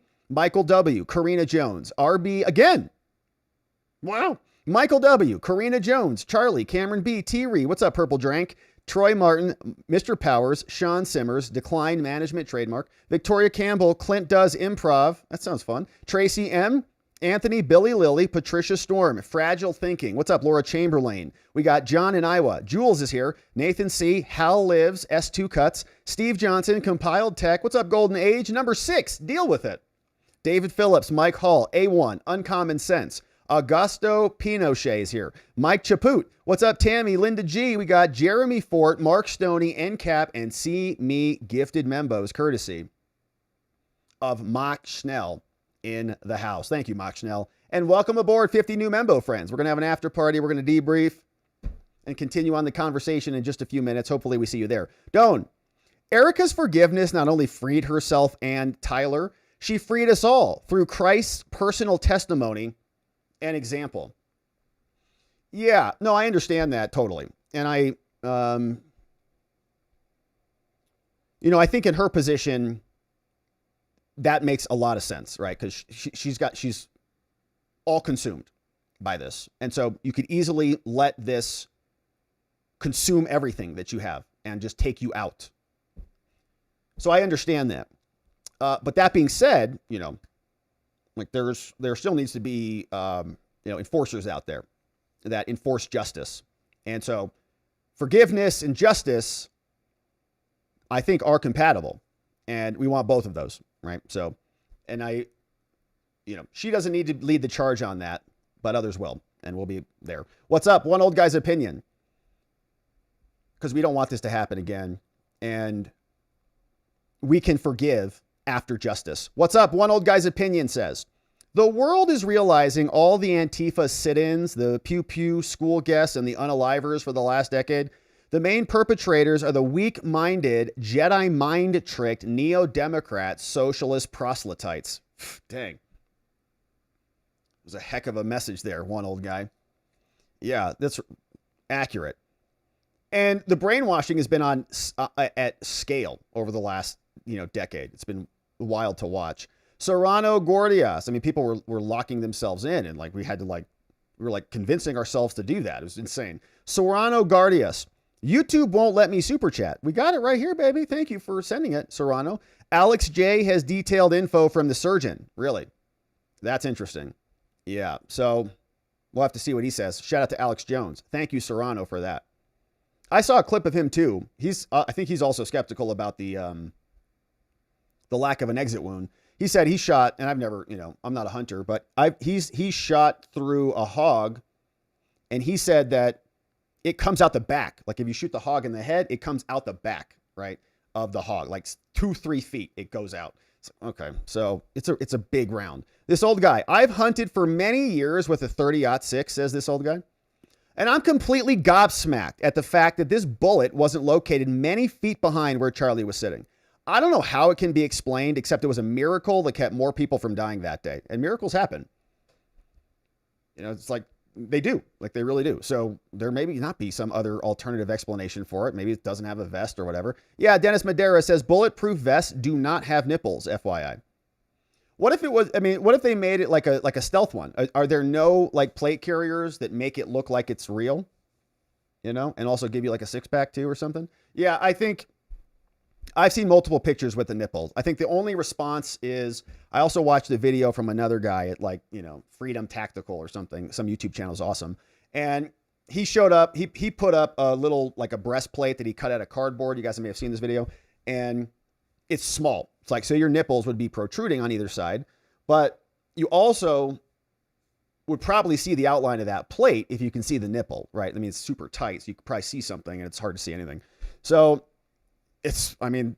miracle is as good an explanation as anyone's come up with. Leonard, Dems yapped so much about so little regarding the Kimmel suspension. Yeah, Kimmel's coming back tonight. What happened? John McGarvey clarifying, I have shot a hog at least twice that retained the bullet without an exit wound. With a 30-06? Interesting. Yeah, interesting. And I wonder where you shot him. Did you shoot him side or did you shoot him in the front? So if it's from the side, it just kind of goes in the side, in the side of the neck and just is there. So I think that's pretty good data, at least. Yeah, so Kimmel got suspended, and now he's unsuspended, I guess. He's going to be back on the air, so that's disappointing. But also good in a way, because he's going to draw a lot of attention. As soon as he comes back, all of, yeah, victory. And I think it's going to give him a sense of faux confidence, which is good. So they can just keep running their disgusting mouths, and we can see who they really are. Then he'll get fired again for real. Object Class Keeter. Watch SCOTUS criticize the dissent in the decision again. 24 months is a memo. That's 2 full years. Happy anniversary to us, Object Class Keeter. Yeah, I hope we see more, adrenaline Amy Coney Barrett when she comes out. Just like, all right, Ketanji. And hopefully Ketanji comes back out and her dissent says, ... Wait for it. No, full stop. Like, seriously. Leonard, Dems want to hide a massive Christian awakening that is inspired by Charlie. Yeah, so they're going to call it Christian nationalism or something. Like that's a horrific thing. Oh, you're a Christian? Yeah. And you like your nation? Yeah. So you're a Christian nationalist. Okay. So what? You're right. Thank you for the label. But they'll try to say, well, you know what that means. You're a Nazi. If you're a nationalist, then you're a Nazi, which is where it's going. So but that's okay. Again, they're revealing who they are. And their labels usually are ineffective because everyone knows that it's the opposite of what they're saying. You're not a dude. You're not a woman. We can see your dangling participle. One old guy's opinion says, hopefully SCOTUS will empty the bell tower of all quasi-modus operandi agencies, conjured, unamended, constitutional, unequal branch of government. Completely agree. Completely agree. And if Congress doesn't like it, well, they can get rid of those agencies. Get rid of those agencies or, put other rules around those agencies for the operation of the agencies. But the hire and fire power of the executive branch belongs to the president. If there's rules and conditions that the president has to meet, then whoever sets those rules and conditions is superior to the president. And those rules and conditions were set by constitutional amendment at the FTC and all these other entities. I'm sorry, by congressional statute, not by constitutional amendment. So they can't usurp the presidential power, which is clearly in the Constitution. The Rubos. President Trump just signed an order officially designating Antifa as the domestic terror organization. Man, good update there. Thank you, the Rubos, for flagging it. We'll look into that one tomorrow, no doubt. Off-label podcast. Here we are again. Balls in Bondi's court. $10 says she fumbles this like the Epstein thing. Thinking this is on purpose now. I hope not. Off-label podcast right next door. Subscribe to his channel because there's some good stuff happening there. And I'm sure you're going to have some analysis on that. So check it out. Hey, Michelle, you are the best. What a nice emoji this is. Hey, Michelle. Thank you, Michelle, for being number one in the chat. And for the nice dono says, get your brother, the connoisseur of hash browns, the fanciest hash browns you can find. We do get pretty fancy ones. I mean, what's the brand? I don't know what the brand is, but they come in this bag. They're like by the eggs in the egg section. They come in the bag. They're all sliced up already for you. They're delicious. We'll make some tomorrow. Thank you, Michelle. And we're going to go celebrate his birthday this weekend. So we're going to be seeing him again for his birthday. Boy's turning 39. He's actually 39. His birthday was on the 20th, but we're celebrating the following weekend. Hey, what's up, Michelle? Eventually, We Will All See is in the house. Here you go. Here's a reference. Deep Truth Seekers, free PDF books, Masters in the Path by C.W., Lead Beater, Alice Bailey, Annie Besant, H.P. Blavatsky, Benjamin Crane, Helena Roerich, hashtag esoteric. It sounds esoteric. Sounds like there's some juicy nuggets in there. Thank you, eventually. Appreciate you. NY says, hey, moron. Lou Corverin is pronounced Lou Corverin, a.k.a. it's called folinic acid, which I probably botched that name too. Tell me how to pronounce folinic, okay? A derivative of folic acid. I think I got that one. We use it as a rescue for certain chemotherapies like methotrexate, which is the abortion pill, FYI. Man, a doctor's in the house. All right, turn to your neighbor and say, Leucovorin. Leucovorin. Save you from autism. Trino Galaxy. Thank you, Trino. Says, I wonder how much the autism rise is due to better understanding or over-identification. Yeah, or there's, there's an incentive structure to label you as something so that they can continue to provide care for you forever. I'm not discounting drugs, but much of these pushes come from children not fitting preconceived behaviors. Yeah, or you just start them young. And I'm not saying there's obviously autism is a spectrum, right? They say. And so you've got, serious autism and you've got, less serious, more, functional kind of autism. And there's also a slew of other related, I think, like brain conditions. You go in as a young person, I'm feeling depressed. Here, have some SSRIs. Oh, for like 6 months? No, for the rest of your life. Enjoy it. Guess what? They got a permanent customer. It's like Netflix, recurring subscription every month for a new prescription. So there's a lot of incentives, I think, to make people permanent medical clients, whatever it is. And they want to put you on the path and then be your provider. Again, these are real conditions, but there's also a structural incentive to continue it. Thank you, Trino Galaxy. I hope our country just gets healthier. I mean, you can just see it out there. A lot of people don't look healthy, and our government will tell them, and their own doctors are telling them, you're healthy, you're great. Nah, your numbers are good. Blood results are fine. No, they're just lying to you. They just want you back there. What's up, Doan? Am I too far off in saying RFK Jr. is digging up decades of class action litigation for Big Pharma? Good God, it's overdue. Yeah, and like if his studies are showing something, what was Tylenol doing for these last 40 years? Were they covering something up? Or these, pharma companies, like, were they covering this up because they wanted to sell their drugs? That's step 2. One old guy says, Big Pharma has been messing us up for decades. Completely. Yeah, completely. And you're young, and I mean, like, they got my brother with the opioids for sure. 100, here, have some more. Here, have some more. Here, have some more. It's no problem. Here, hundreds of pills that he didn't need, and so now he's dead. So yeah, Big Pharma has been a big problem. And the same people who are shilling that crap were making money on the other end, the Sackler family, with the drug addiction treatment centers. That's how disgusting they are, okay? So they'll kill you with drugs, and when you want to get off their drugs, they'll take you and put you on rehab, and they're making money on both ends. And they're like, no. We care about your health and wellness. And our HHS and our CDC, for as long as I've been alive, has not been accountable to anybody. They just do whatever they want. Until now. Now Trump's firing people, and they're suing. You can't fire us. We're scientists. We're public servants. No, you're not. You're hacks. Get out. Jason Mangin. What's up, Jason? In DC, D1 is the arrested. S1 is usually the person committing the crime, but not arrested yet. I was figuring, it seemed incongruent. But so he was saying suspect 1 and defendant 1. I think is the S and the D.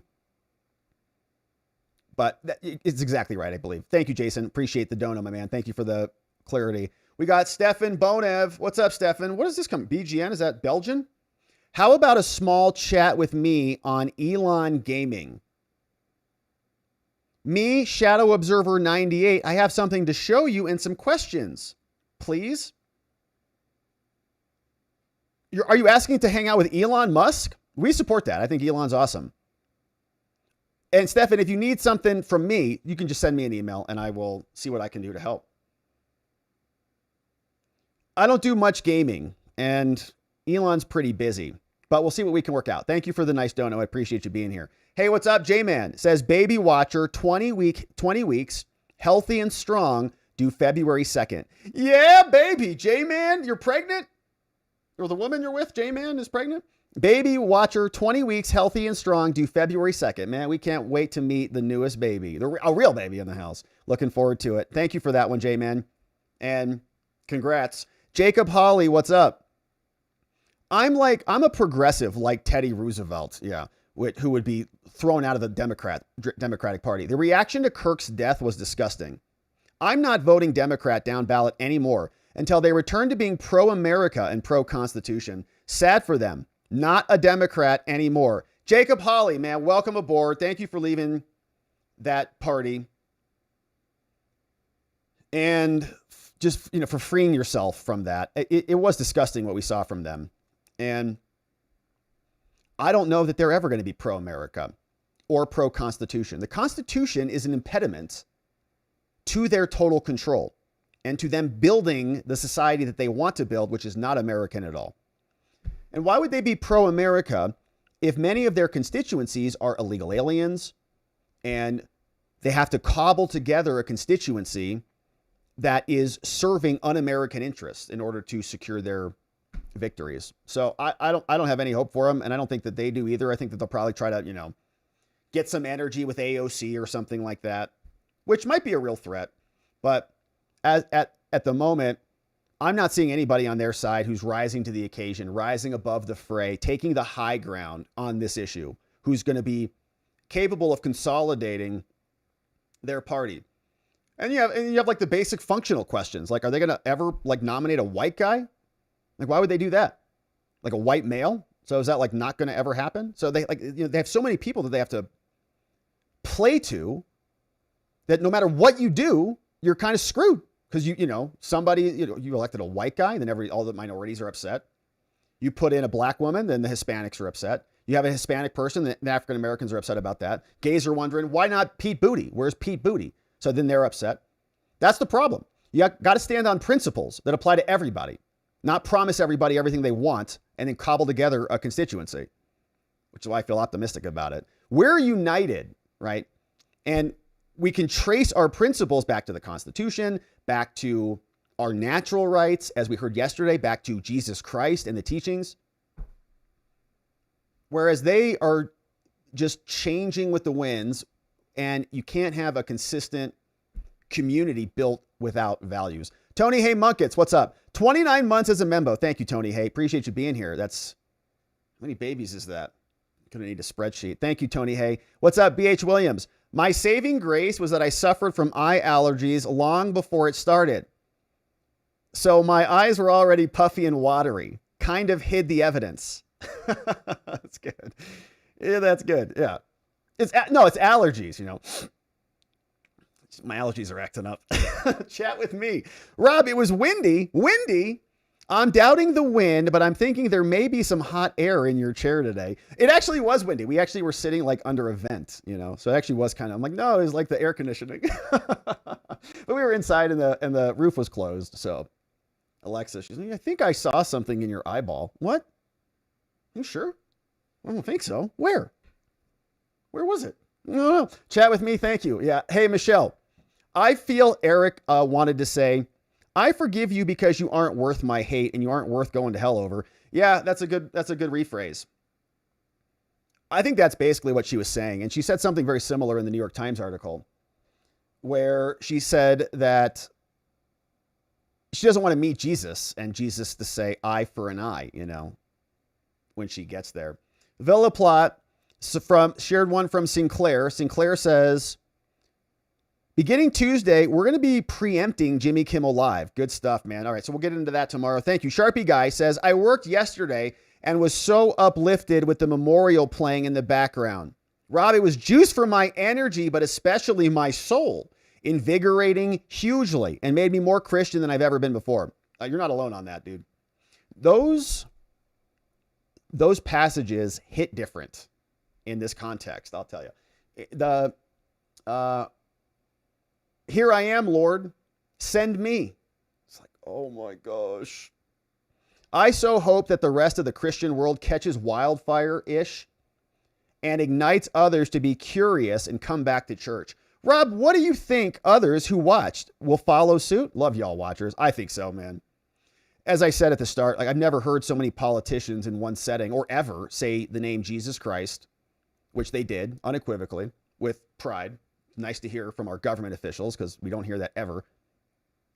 And even JD Vance made a similar comment yesterday. He's like, I've talked about God more in the last 10 days than I have in, what do you say, like 2 years or something, right? There's an energy about it. And I think it's just natural. You're going to, when you see real evil out there and you see how dark it can get,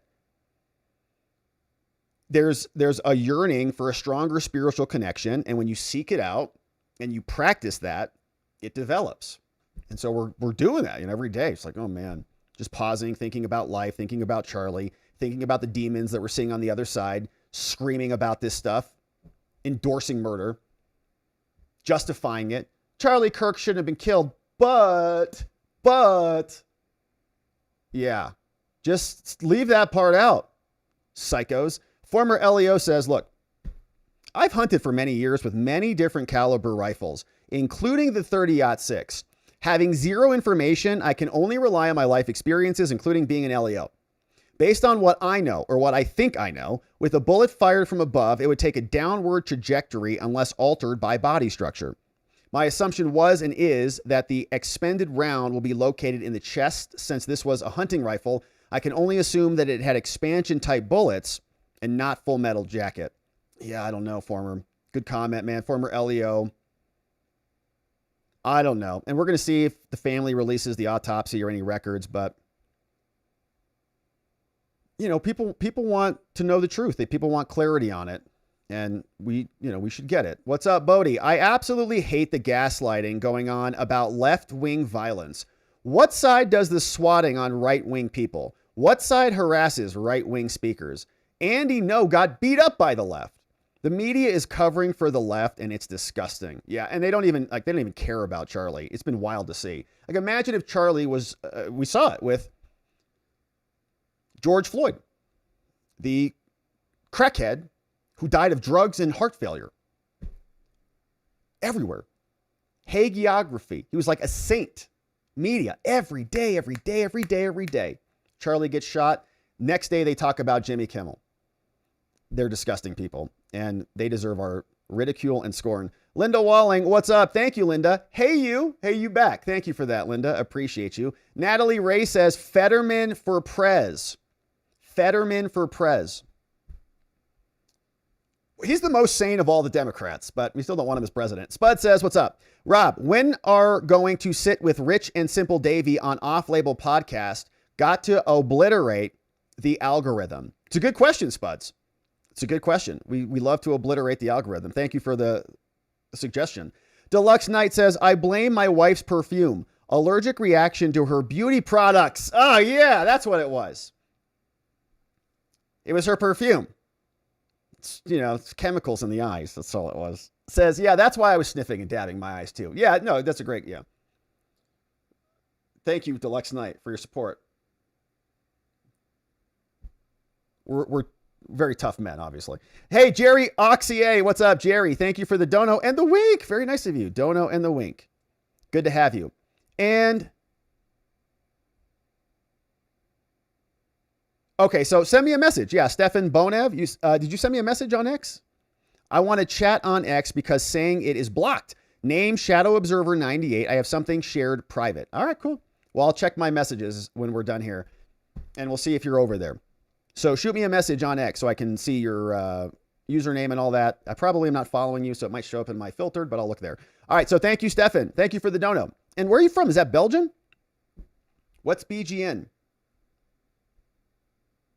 Is that the Belgian lira or something? I don't know. All right, so Stefan, thank you for the dono. Looking forward to the chat. Shoot me a message, and we'll say what's up. But my friends, it has been a beautiful stream. Speaking of X, let's say what's up. See if we got any comments over there and what's happening. We got some friends on Twitch. What's up? Idiot HQ says I'm going with the Miracle over on Twitch. Jetson's there. What's up, Dark Hawk? Hello. Yeah. So, a bunch of countries are acting up. People testing NATO. Russia's playing a dangerous game. Well, that's true too. Good stuff. Okay, so let's see what's happening on X. Then we're going to wrap it up. Members, we're going to have an after party. And so we'll see what you have to say in just a second. Hey, Neuro D, thank you for linking us over on Rumble. We appreciate you doing that. Fred Pedamonte says, I honestly don't think Trump should have said Tylenol instead of acetaminophen. The stock went way down. Yeah, well, yeah, I'm sure it did. Yeah, they're going to have a rough one.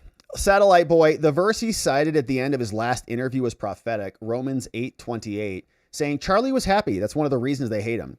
Yeah, and I think, like, honestly, it's like Charlie's, I think, even happy in death kind of a thing. Like, I know that doesn't sound right exactly. I'm not phrasing that or like it correctly. But Charlie was willing to die for his cause. Like, he believed in this, right, with his life. And so he got to die doing what he loved. And many people understand that. We're mournful and sad. But like, he fulfilled his mission in a way that they'll never do, right? He accomplished more than they'll ever be capable of doing. And they hate that, man. And if you're happy and you don't let what they say move you from your path, they say, you're anti-science. You say, no, I'm not. You're just an idiot. You don't know anything what you're talking about. Well, you're anti-science. I don't care. You're a racist. I don't care what you say. I'm a bigot. You're a bigot, whatever, blah, blah, blah. It just hits you, and like water off a duck's back flows away, and you're happy and resilient and healthier than them and more successful than them. And you've got a beautiful family like Charlie does. And they're, hey, you didn't go to college though, and you didn't do all these things. I don't need to. I'm still crushing, right? They hate it. They hate it. And you can see it. Like when same thing with like Tucker Carlson. Tucker just laughs at them and just doesn't even engage. He's kind of above the fray, and they hate it. They hate it. It's like amused mastery, I think is a phrase I've heard. So you're just in total control. All of their attacks and attempts to nip at your ankles, just get out of here. Get off. And they can't stand it because their words have no power. And they've had a lot of power for a long time. Calling you a racist, calling you a bigot, calling you a homophobe or transphobe or whatever would move people. No, I'm not. And you'd like bend over backwards to show how woke you were. But those have all lost their power. And so they're out of options. They have no good policies to stand on. They have no real charismatic leaders. They don't have any principles that are rooted in a constitution or something. They just have these made up concepts that they're trying to attain, like diversity and equity and democracy, these made up things that are their definitions, are not actually connected to reality. So they're losing. They're losing bad. And I think it's going to continue for the foreseeable future. They could wake up and join America. And we've said this for a long time. We would love two strong political parties. If the Democrats were more free speech, if they wanted to come out and have like a digital bill of rights that guaranteed that you couldn't get debanked or something. And it's like, what if they could do that easily? They could become the anti-war party again, rather than, loving up all of our foreign conflicts. Like, they could do that, but they won't. They're too far, I think, in the toilet. And what we've seen in reaction to Charlie's death confirms that there's not a lot of good people over there. So hopefully the good ones leave quickly and come join us as we make America great again and make our lives great again. All right, my friends, it has been a beautiful stream. Thank you for being here and thank you for joining us. It is now after party time, and we're going to be going over to our YouTube membership community and our Locals membership community. So if you're on Locals, don't have to do a thing. Hang tight. If you're on YouTube, I'm going to drop a new link in the chat, and we're going to debrief, take some additional comments, and see what you thought about the show and the day, how your weekend was, and all the things. But we're going to pause here for the evening. Tomorrow, we're going to be back on the regular schedule. So Membo stream in the morning, and then back this tomorrow evening. Thank you for subscribing and liking this video so that we don't miss you tomorrow. But before we wrap it up, want to thank our amazing mods and meme smiths. Big shout out to Donut Mind Me, John in the house. We got K Bean, Carrie B. We got Neuro D, Janik, Dog Digger, Geegum Geegum, Elliot, and Just Rhonda, all modding the fort down for us, keeping things oh so nice and beautiful around here. We're grateful for you. And my friends, we're excited to see you back here tomorrow because we are coming back and we're going to get into it again. But in order to do that appropriately, we are going to need to see you right back here so that together with your help, we can shine that big, beautiful spotlight of accountability and transparency down upon our system with the hope of finding justice. Make it a beautiful night, my friends. Sleep very well. We'll see you right back here tomorrow. Bye-bye.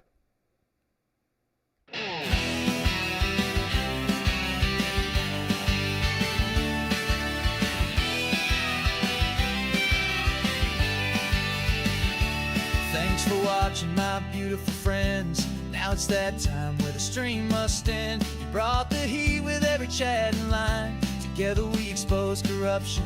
One more time we dove in the truth where the media hides. Lit up the lies with receipts on all sides. The fight isn't over, but we made them sweat. We ain't done yet, no, not just yet.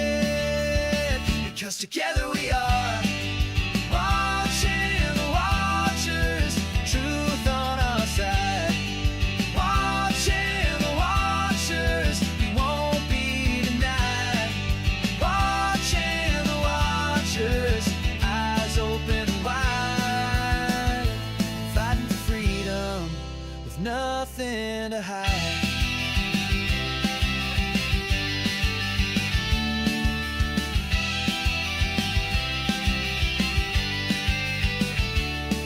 drop a like and don't forget to share. And bring a friend who's ready to care. Tomorrow's lies are just today's news, but here we see through the scripted ruse. Together we are watching the watchers shine in the light. Watching the watchers defending what's right. Watching the watchers